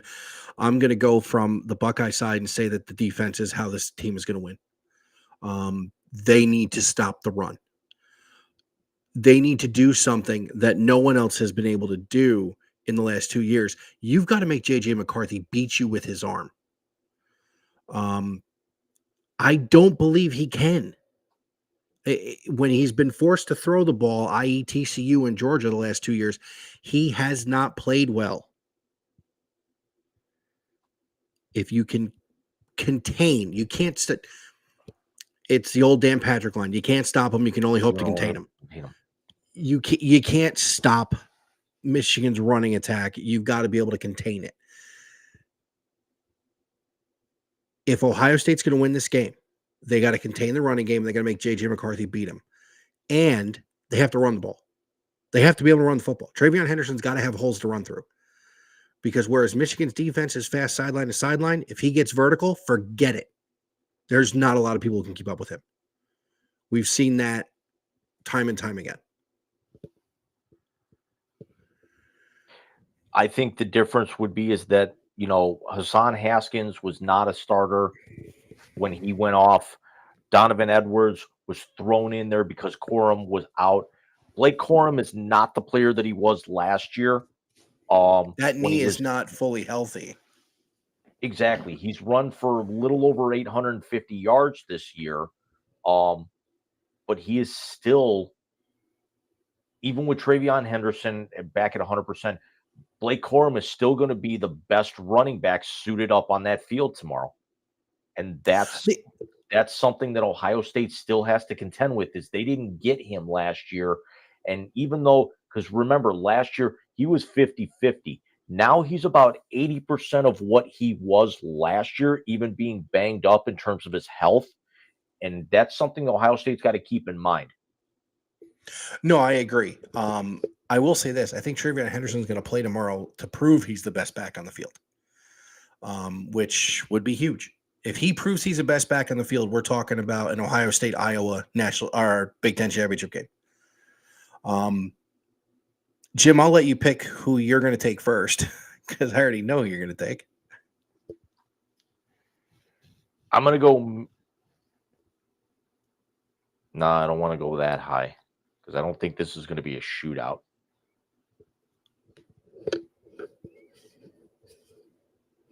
I'm going to go Michigan 26, Ohio State 21. Ohio State 24, Michigan 21. It's going to be a field goal. It's going to be a low-scoring, one-score game.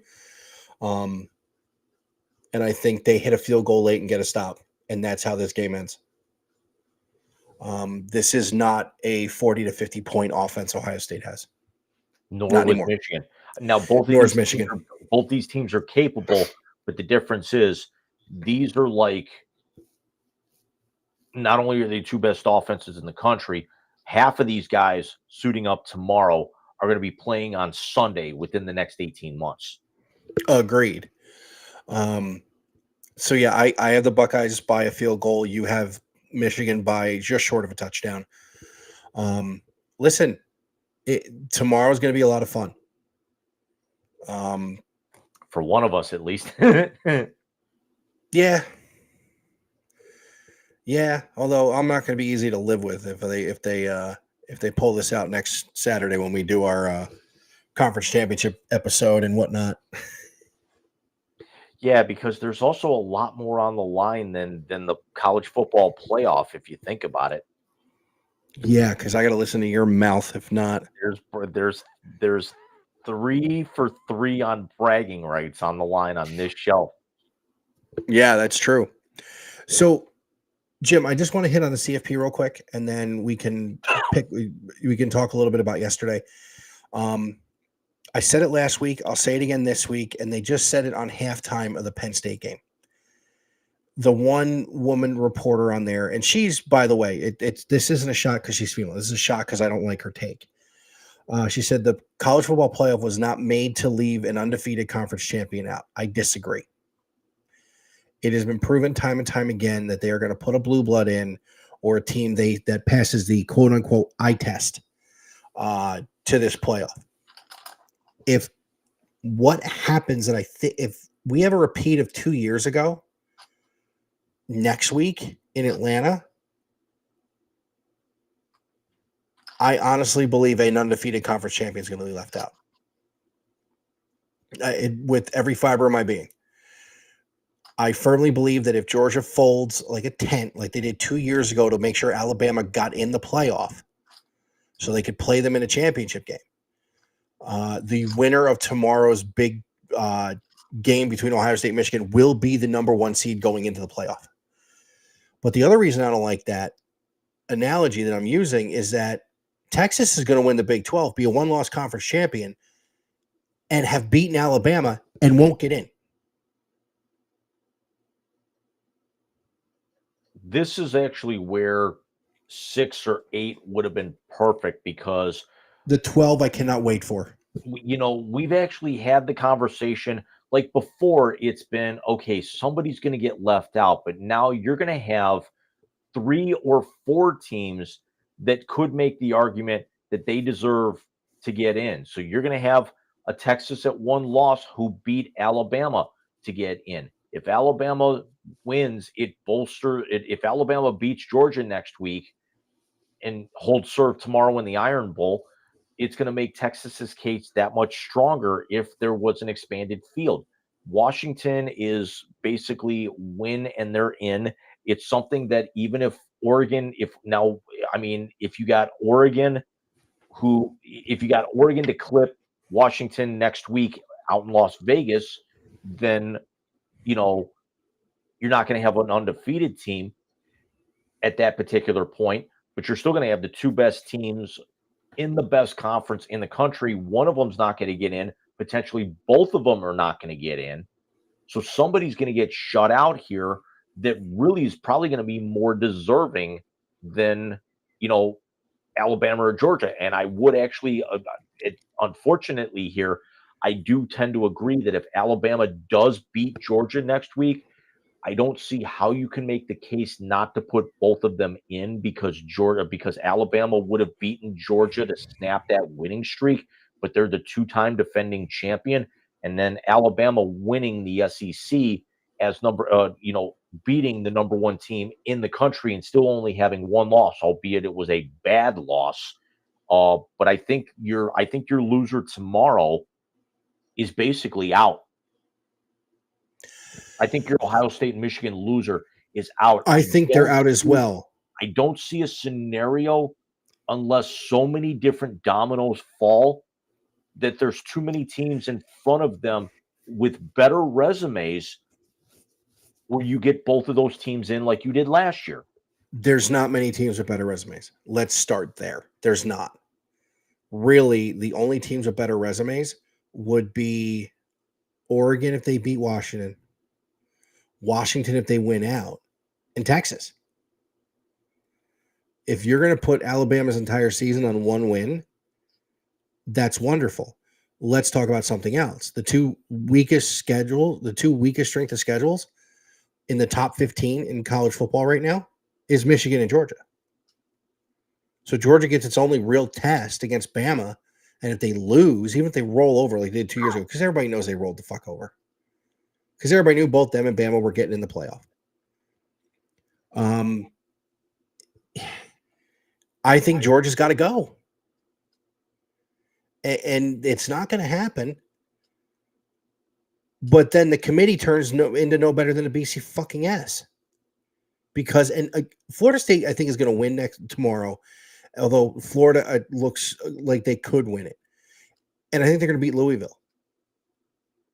So you leave Florida State out as an undefeated conference champion for a one-loss non-conference champion who rolled over to try and get two teams from their conference in the playoff?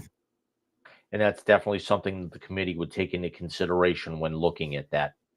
Because I don't think they'd care. Because, I mean, at that particular point, yeah, you're right. You could have potentially... Would this be the first time in the history of the playoff that all four teams would go in undefeated? If Georgia wins, if you got Georgia, you'd have Georgia, Michigan, Ohio State, State, tomorrow, Florida State, and Washington. If they hold serve, yes, because the only undefeated team in the first playoff was Florida State, and they were the 3. Yeah, I'm pretty sure this would be the only one because let me see. Second year, Michigan State lost a game. Last year, TCU lost to Texas Tech to Kansas State in the Big 12 title game. Yep, and then of course Ohio State lost to Michigan. The year before that, Michigan lost to Michigan State when they got in. The third year, the 2016. Ohio State was the first non-conference champion to get in, but that was the year they had the 3 top 10 wins in the same season. That's why they got in there. And they were the 3 seed as well. I know Clemson and Bama were undefeated that year who played in the championship game. Yeah, this would be the first year that all 4 teams, if, one of the 2 tomorrow are going to be an undefeated conference champion. I don't think Iowa's going to beat either team. Washington if they hold serve, Georgia if it holds serve, and Florida State. I mean, right now you could be looking at a, Georgia 1, winner of tomorrow 2, Washington 3, Florida State 4. You get a Georgia Florida State semi in 1, and you get a Washington winner of the Big Ten who they're going to start playing in next year. Semifinal number 2. That's just going to be good. But I'll tell you this much. Georgia would fucking kill Florida State. I'll tell you this much. If they hold serve tomorrow, you're going to have every single person in the country who follows college football next Friday night tuning into that game in Las Vegas. And then the other 3 conference championship games coming up a week from tomorrow, be damned. Yeah, no, the Pac-12 game would be huge. That could end up replacing their first match. If it's anything like their first matchup, that'll be the game of the year, regardless of how the CFP shakes out. Unless the CFP would have any of the CFP games would have to go to like double or triple overtime to top that, because that, regardless of what anybody thinks, the Washington-Oregon game was the best game in college football all year. There's nobody else in the discussion right now. They're all playing for scraps. They're all playing for leftovers from yesterday. No, I got you. They are. All right, so That game was turducken. Everything else was cranberries. So speaking of turducken, let's segue over to the NFL quick while we got a few minutes left before the translator. And let's talk about that first game yesterday, which was hysterical. Just fucking hysterical. And I'm sorry I'm leaning back and looking like this, guys, but my back is killing me. Let's talk about what we said earlier with the Green Bay Packers being told all week that the Lions defense is so phenomenal. They come out and throw a bomb 50 yards in the first play and get a close win, which was not close to begin with. It was an anti-Pat McAfee game. They missed a few extra points in there. It really wasn't as close as you think because, Detroit got the one touchdown to pull it to within one score with about 90 seconds to go. Yeah, it was very end of the game. And we had actually started eating, so we turned it off. We did when too. It was, yeah. I want to say it was 29-14 when we turned it off. Jared Goff was Jared Goff. 2 fumbles in the first half that they scored 6 points off. Yeah, so it was ugly. Jordan Love looks good, though. I will give him credit where credit's due. He's played very well with a cast of characters that's not really the greatest.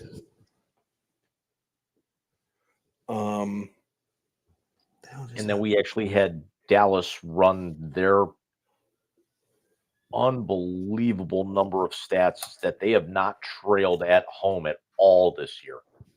Well, God knows if they don't, they've got to win. They're not going to be the number 1 seed in the conference because they're going to lose to Philly again. I look at it this way. Dallas did to Washington what they were supposed to. Hats off to their defensive back who set the record for most pick sixes in a year. Bland. With how many weeks to go? He has more touchdowns on his own than I want to say 6 or 7 teams have on defense total all year. He's got more touchdowns than Travis Kelce, George Kittle. I mean, the list was scary. Yeah. Real quick, it just popped up on my screen. 24-7 Oregon at the start of the 4th, and Bo Nix just hit a guy down to the Oregon State one. It's about to be 31-7. I think we can put a pin in Civil War going to Oregon again. Yep. Game 2 was kind of ugly, and game 3 was even uglier. Yeah, because I was listening to that one on the drive home last night. I mean, it was like literally right at the end of the game, so obviously I didn't miss much. No. Christian McCaffrey had a big night, and JSN made some catch. Go watch that when you have a minute. They're talking catch of the year. And I gotta say, the Niners woke up after winning the Browns game. After winning 6 in a row, after losing 3 straight, starting with the Browns game, they've kind of righted their ship and won 3 in a row again. Yeah, Purdy played really well. When he's got his weapons, man, he's good. And their defense played well last night too. DK Metcalf played like he played for the Chiefs last night. No hands. And I don't know what happened, but apparently David Njoku was watching way too many other games with all the drops. So because he had 6 drops on Sunday against Pittsburgh alone by himself. Wow. Although he actually had one when it mattered most. We'll talk about that game here in a second. Yeah, Miami set a record today. Did you see that? I saw something about it. I didn't read too much into it. On this date, several years ago, we had the butt fumble. Now we have the Hail Mary. Oh, yes. The Hail Mary pick 6 to end the half. The 99-yard pick 6 to end the half.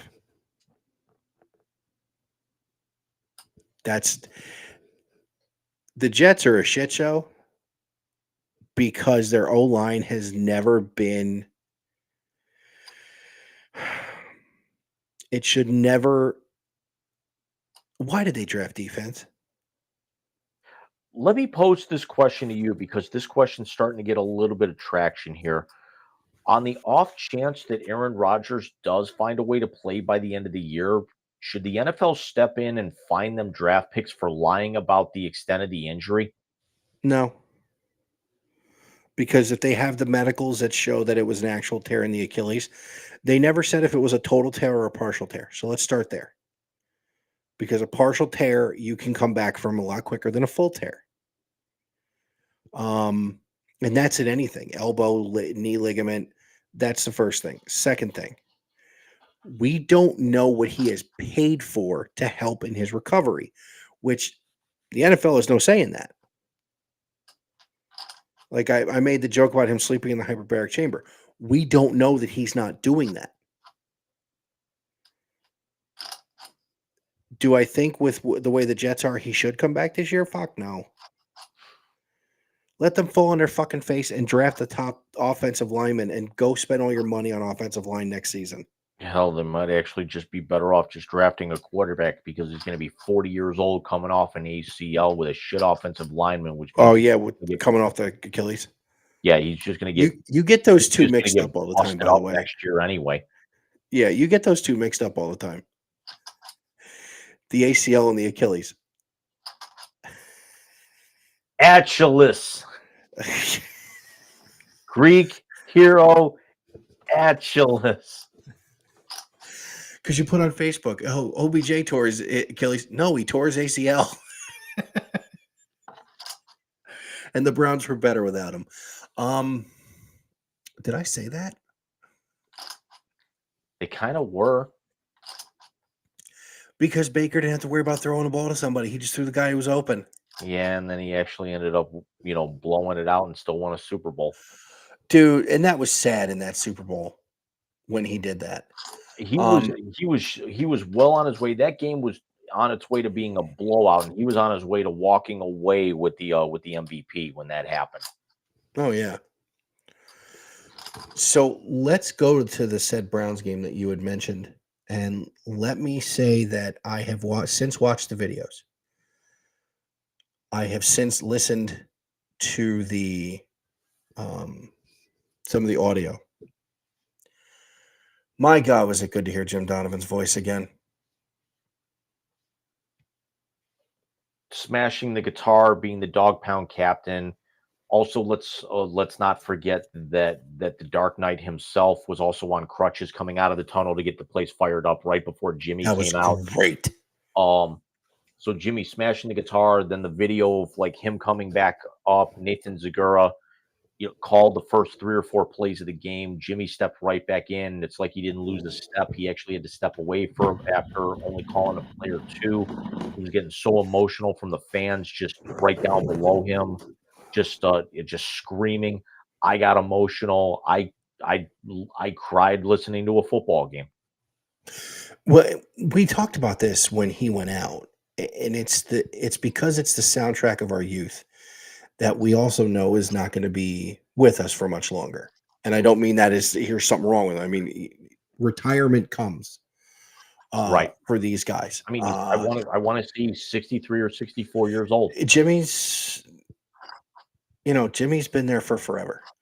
But yeah, when you sent me the video of him smashing guitar, I had the same reaction you did.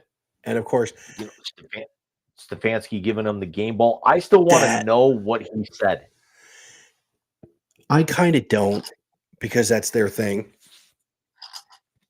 But yeah, but for Jimmy to start laughing afterwards, considering all the F-bombs that Stefanski was giving in the post-game speech, I'm wondering actually what he said. That's a good thought. They did it. They won it for Jimmy. I agree. Against the Squealers, nonetheless. Did you see Tomlin giving them kudos? Yeah, but I actually also have to say, and my father and I got into a little bit of a playful little tiff over this. I don't recognize that as a 13-10 win. That was a 15-10 win. Oh, the safety that was called back? The safety on the first play of the game. I don't know what they were looking at. And since it would have been a scoring play, even if Stefanski threw the challenge flag late, the booth should have reviewed it because it was a potential scoring play. Agreed. And then my father was saying, well, no, you can't say that because then they don't actually have the punt, give the Browns good field position. It would have been a free kick from the 20 and it's not off the tee. So even if it's a 40-yard punt, you're still getting the ball at that point on your own 40-yard line. Before you're catching at around the 40-yard line, you're also still setting up a full-size return. So you still would have had the ball past midfield, more than likely, to start the drive already up 2-0. Yeah, that would have been huge. DTR looked good. DTR looked good in the final drive. He was not helped by Marquise Goodwin dropping 2 balls, David Njoku dropping 6 balls.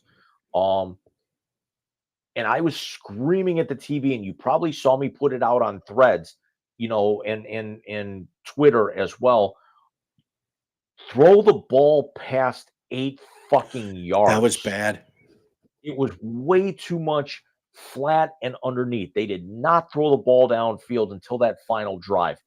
Open the playbook up because Denver's won 4 in a row themselves on Sunday, and yet somehow, some way, Denver is still under 500.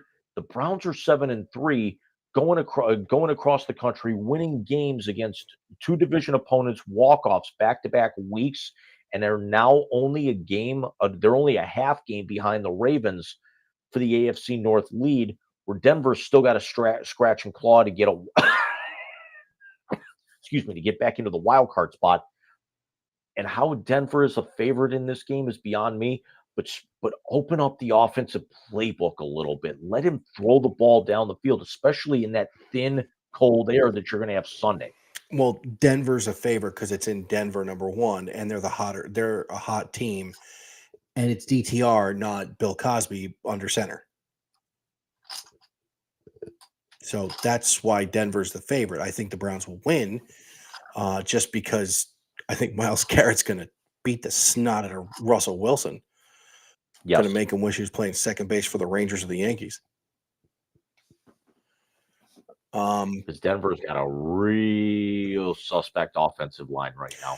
Very their suspect. Defense is the thing is their defense is what's keeping them in games, but they don't have the number one defense in all of football, and they also don't have the offensive weapons like the Browns do. Because Russell Wilson is 35 years old, or 30, he might even be older than that. He cannot get out and run outside the pocket like a DTR or even a PJ Walker can do. Agreed. I like the Browns on Sunday. I do too.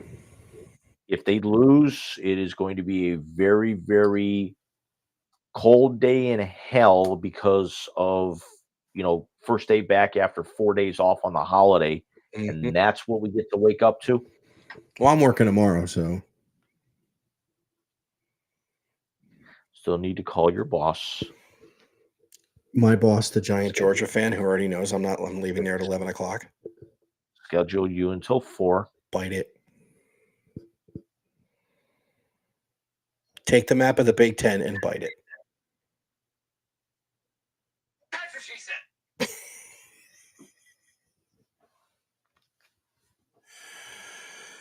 Oh, but James, I think it's time for band 11:14 in our first sound bite of the night. No, you did. You did the guy who's drunk. Oh, Kevin Harlan. Yeah. But Jim, I think it's time for band practice. Actually, yeah, I got to switch mics for this. The anticipation builds.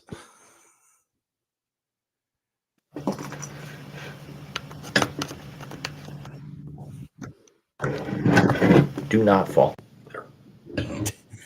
Stay upright.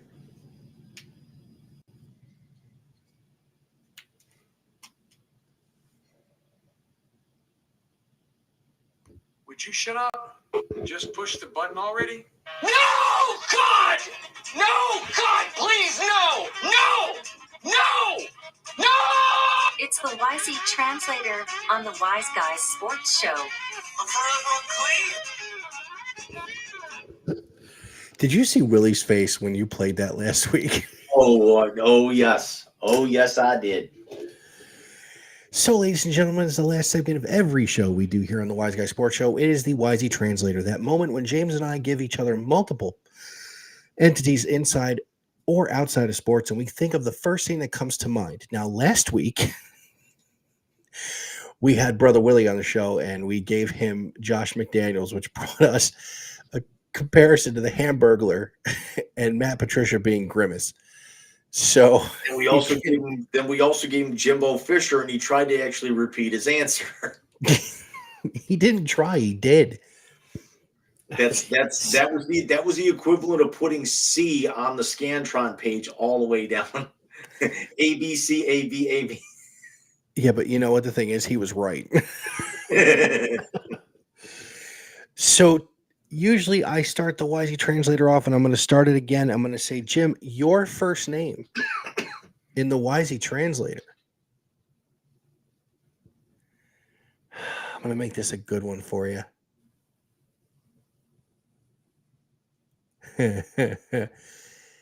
Is Lincoln Riley.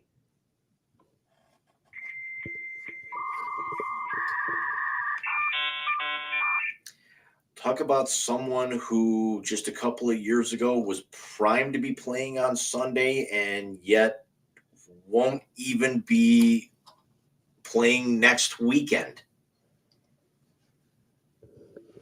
Wow. Yeah, you're not wrong. Early Black Friday Christmas present for Lincoln Riley. Depends. For all the times he shit the bed this year. I was going to say glasses to find himself a defense. Am I wrong? You're not. But, the adult diapers, at least they stretch. I would say the defense bends but doesn't break, but that defense doesn't even show the fuck up. Michael, your first name on the YC Translator tonight, we brought him up very, very briefly a few minutes ago. Dallas Cowboys defensive back Darren Bland.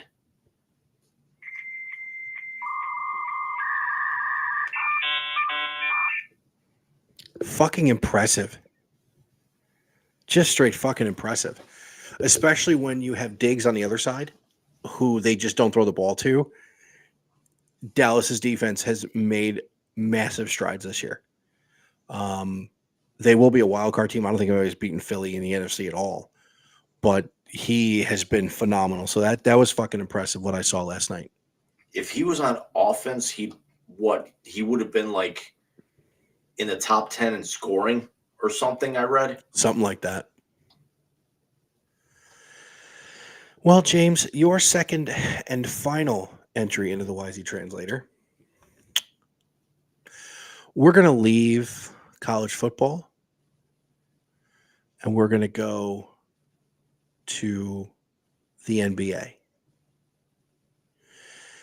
And your entry is Kawhi Leonard.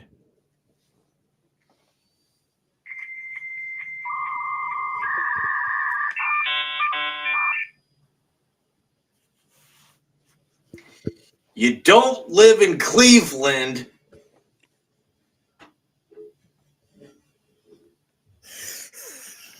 Yes, I went Sam Weish. You went Sam Weish. God, how the mighty have fallen. Oh, Kawhi or Pop?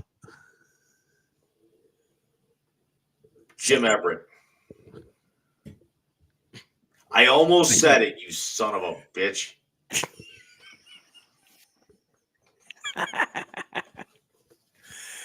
I thought that was a great moment, though. I thought it was too, but you also got to realize that he won his title in Toronto. He didn't win it in San Antonio. So what the hell does that matter? He won a title in San Antonio. He was the Finals MVP the last title San Antonio won against Miami. See, everyone forgets about that one too. Well, that's what I'm saying. That was because they were saying that the Finals MVP the 2 years in a row was Kawhi and Iggy. But everyone remembers the Toronto one. For the is this the dagger against Philly that year? But with the way that it didn't. If it would have been something that, like, for example, K-Love coming back to Cleveland, getting a tribute or something like that. But the way that he had such a falling out with San Antonio, they have every right to boo him out of the goddamn building every time he steps on the floor. Just like what Cleveland did when LeBron came back every single time until he returned in 2015. I don't think they were doing what Cleveland did when LeBron came back any of those times.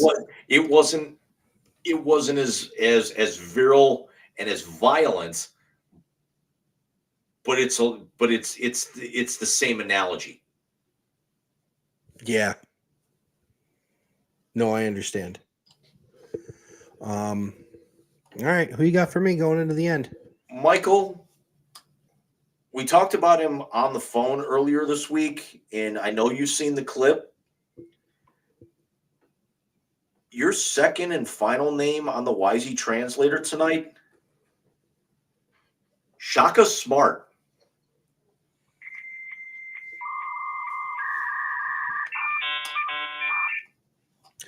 To steal the phrase from the late Al Davis, just win, baby. That's all he does. Even if it means wanting to fight 20-year-olds on the opposite team. So he's got a little Woody Hayes in him. Am I wrong? You're right, though. He coached a hell of a game. The way that they actually kept scratching and clawing against Purdue the other night, that's an early front runner for college basketball game of the year. Yeah, and you had said to me if they had beaten Kentucky and then Purdue, they would have been the first team in how many years to win games against the number 1 and number 2 teams in back-to-back nights? They beat it would have been, I want to say it would have been Carolina, Purdue, and Kansas. Three straight games because they beat the shit out of Kansas. Yeah, they did.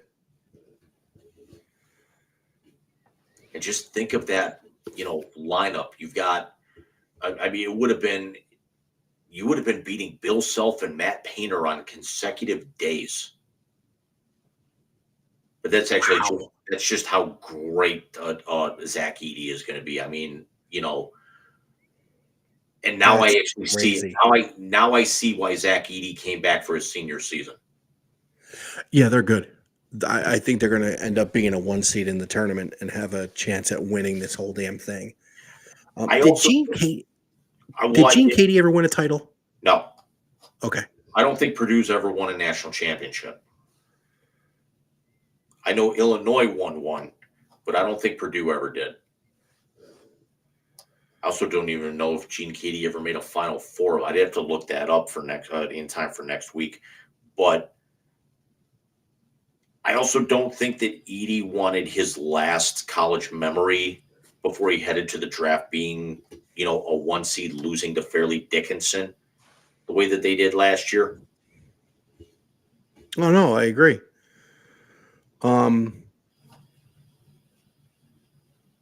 So I'm flipping through some of the other stats we've been talking about and things. We were taking shots at Drew Aller before, the quarterback from Penn State. His numbers this year, 61.3% completion, 2,336 yards, 23 touchdowns, 1 pick. Not a bad year. But his problem just didn't show up in the big games. Well, yeah, I mean, but a lot of that was not so much him.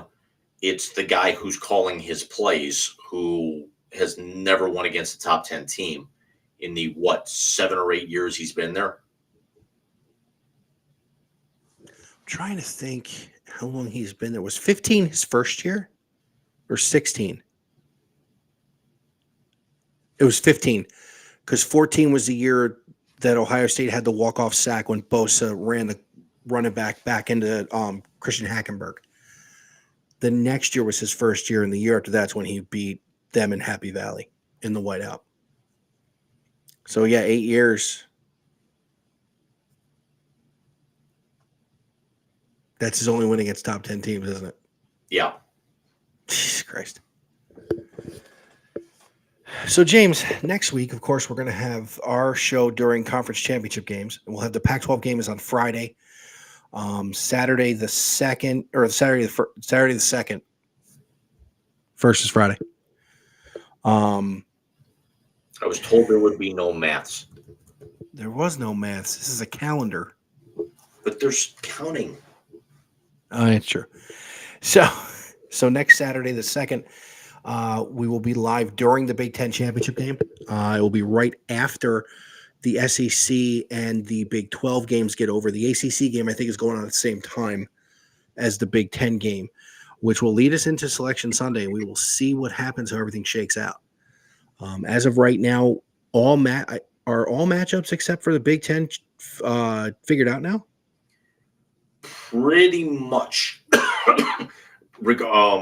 Yeah, because Pac-12's already been decided. Big 12's not getting in, so it's rather irrelevant. We basically know, like the Big Ten is an eliminator. The ACC is basically set because Florida State's it's a non-conference game. And yeah, we're all set. Yeah, I'm just looking at something here. So yeah, we're ACC set, SEC set. Big 12 is Big 10 is basically set. We just don't know who the other one's going to be. If so, TCU lost to Oklahoma. Texas beat Texas Tech, and if Oklahoma State loses to BYU, Oklahoma will face Texas at Jerry World for the Big 12 championship. How amazing is that going to be? Is that that's going to be the last. It's not going to so much be the last Red River shootout because they're still going to end up facing each other, but the last one of them both being members of the Big 12 in Jerry's place before, the fact that they're never going to have the opportunity to do this again because they're going to be in the same division, and only one of them could get to Atlanta. Yeah. Although I don't think the SEC's keeping divisions.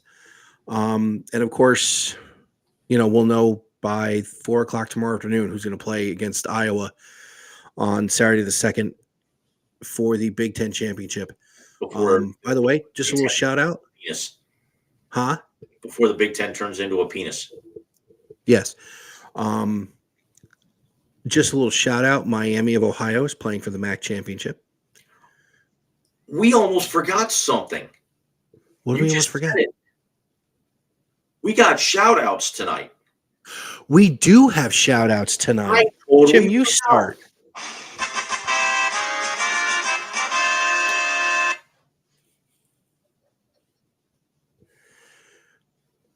Well, Jim, why don't you start? Because I know the first one is near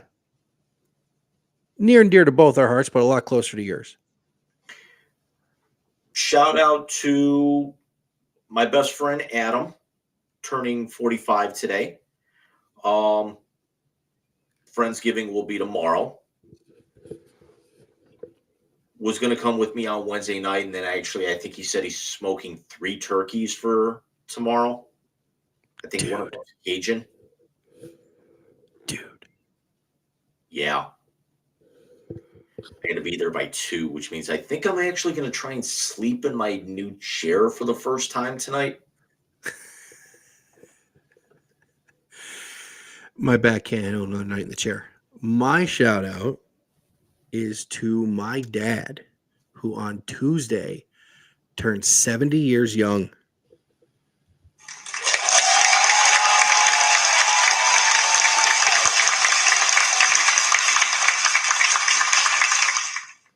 May I be that spry at 70. And then we had one more. Tomorrow, not only is it going to be Friendsgiving, but it is also kind of coming back full circle with Adam. I want to say it is his 5th wedding anniversary. It is also my mother's, I want to say 68th birthday tomorrow. So happy birthday, Mom. And Happy birthday, Mom. she doesn't watch here because she hates sports. But I will show her this later. But it is also a little bit of a bittersweet anniversary for me because not only is it Adam's anniversary, wedding anniversary, my mother's birthday, but it also tomorrow will also mark the 20-year anniversary since my grandfather passed away. Oh, geez.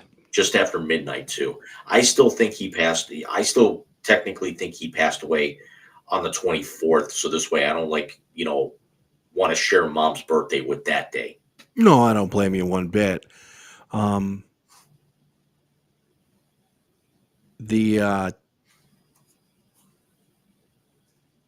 It goes by in a snap of a finger, doesn't it? Yeah, I can't believe I'm also coming up on 3 years since my grandmother. I mean, that's not until March. That was our first episode. We were talking about the Twilight movies with her. Yep. The high school reunion, which is coming up on 3 years ago too. Yeah. What the hell?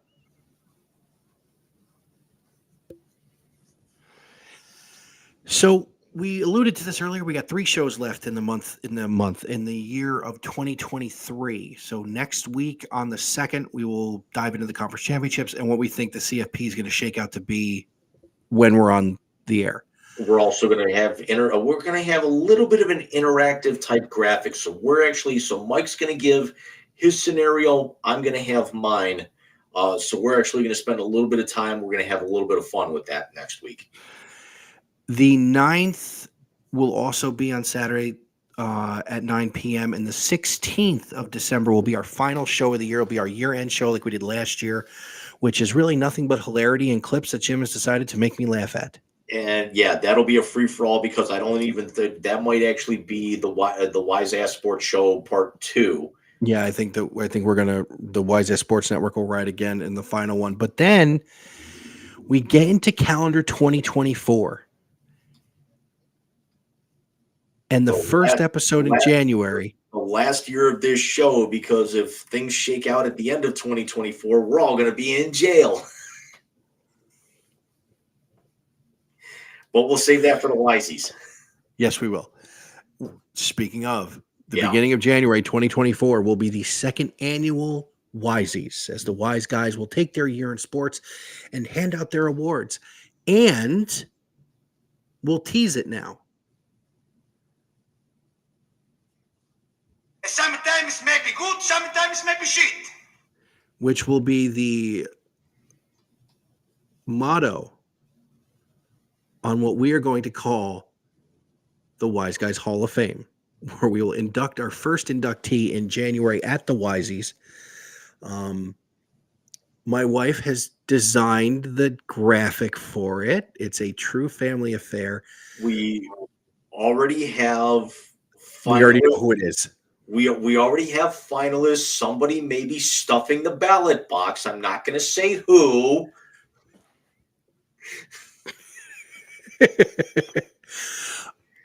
We've gotten the most legs out of it, James.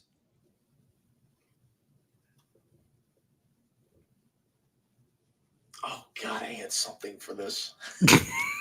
Okay, Sterling. But it doesn't have its own leg to stand on.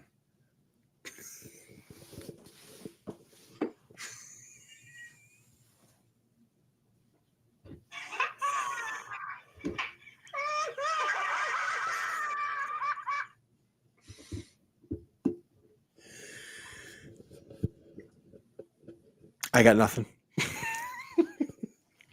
No, I know what you have. Emotional damage. Talk to me in 24 hours. Yeah, if I don't explode by then. Oh, either way, I'll be in touch with you tomorrow. Goddamn food. Yeah, exactly. So, everybody, thank you for joining us tonight. We'll see you next week. We'll see you in 8 days as we open the month of December with the Wise Guys on Saturday the 2nd at 9 p.m. Or as I like to say it every now and again, same bat time, same bat channel. I just can't believe it's December already. Dude, I got a video Zachary sent me from the job site up in New York. It was snowing. I watched that video with both front windows down and the sunroof open. Wait, I wasn't taking shots. I just Sorry, I it's jammed. yeah, I see that. It's like the garage door. Something tripped the sensor, so it won't go back down. It doesn't fit. The weather difference that I am not used to yet is definitely why it doesn't feel like it's that late in the year to me. Like we're at her dad's yesterday in northern Florida, and the guy said it was going to be chilly, a high of 71. I went, that just doesn't fucking sound right. Not for nothing, but even you, when you came down here, were saying the same thing. I'm just doing this to annoy the fuck out of you for the fact that you get that. Wrong!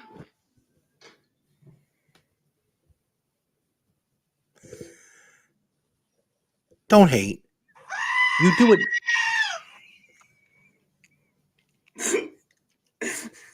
You big dummy. Things that make you go.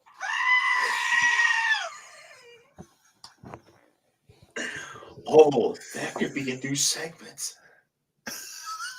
Yes, it could be. Why, when we are going stupid, do we come up with the best shit? Thank you, Travis, for your girlfriend.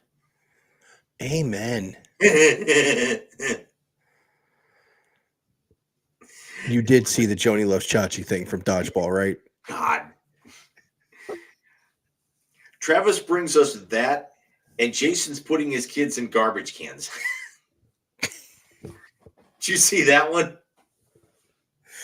Did you see the video of the oldest acting like daddy, getting down in the stance and exploding out? I didn't see that one yet. And Kylie is back there just peeing herself. She's laughing so hard. I'm going to go look that one up once we go off air here in a minute. It was what was on the Monday night game. It was they did on the Monday night game. By the way, the other thing you've got to see from the Monday night game, Jalen Hurts called an audible. Jason literally turned around and shook his head no. He just he goes like this. Somebody, I don't know what it said, but it was somebody took the photo of like the Eagles, and it was like three names. It was like Kelsey Hurts Taylor or Kelsey Hurts Swift or something like that. Kelsey Hurts Swift.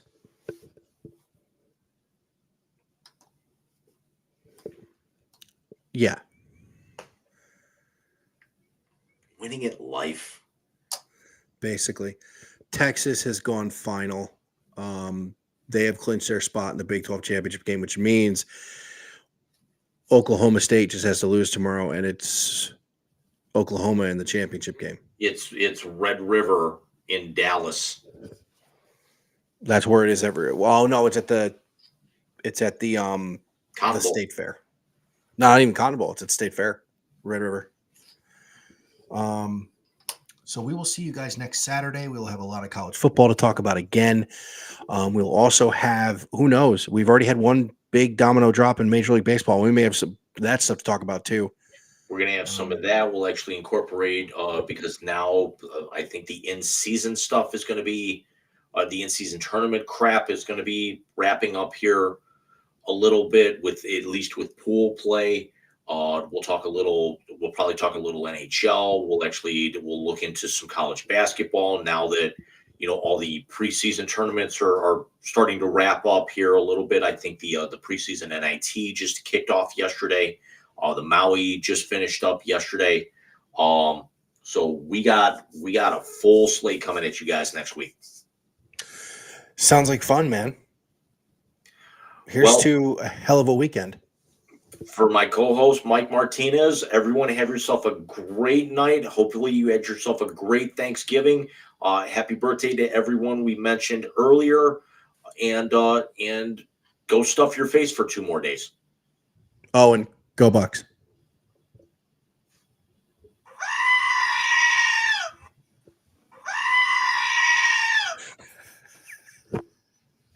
Good night, everybody.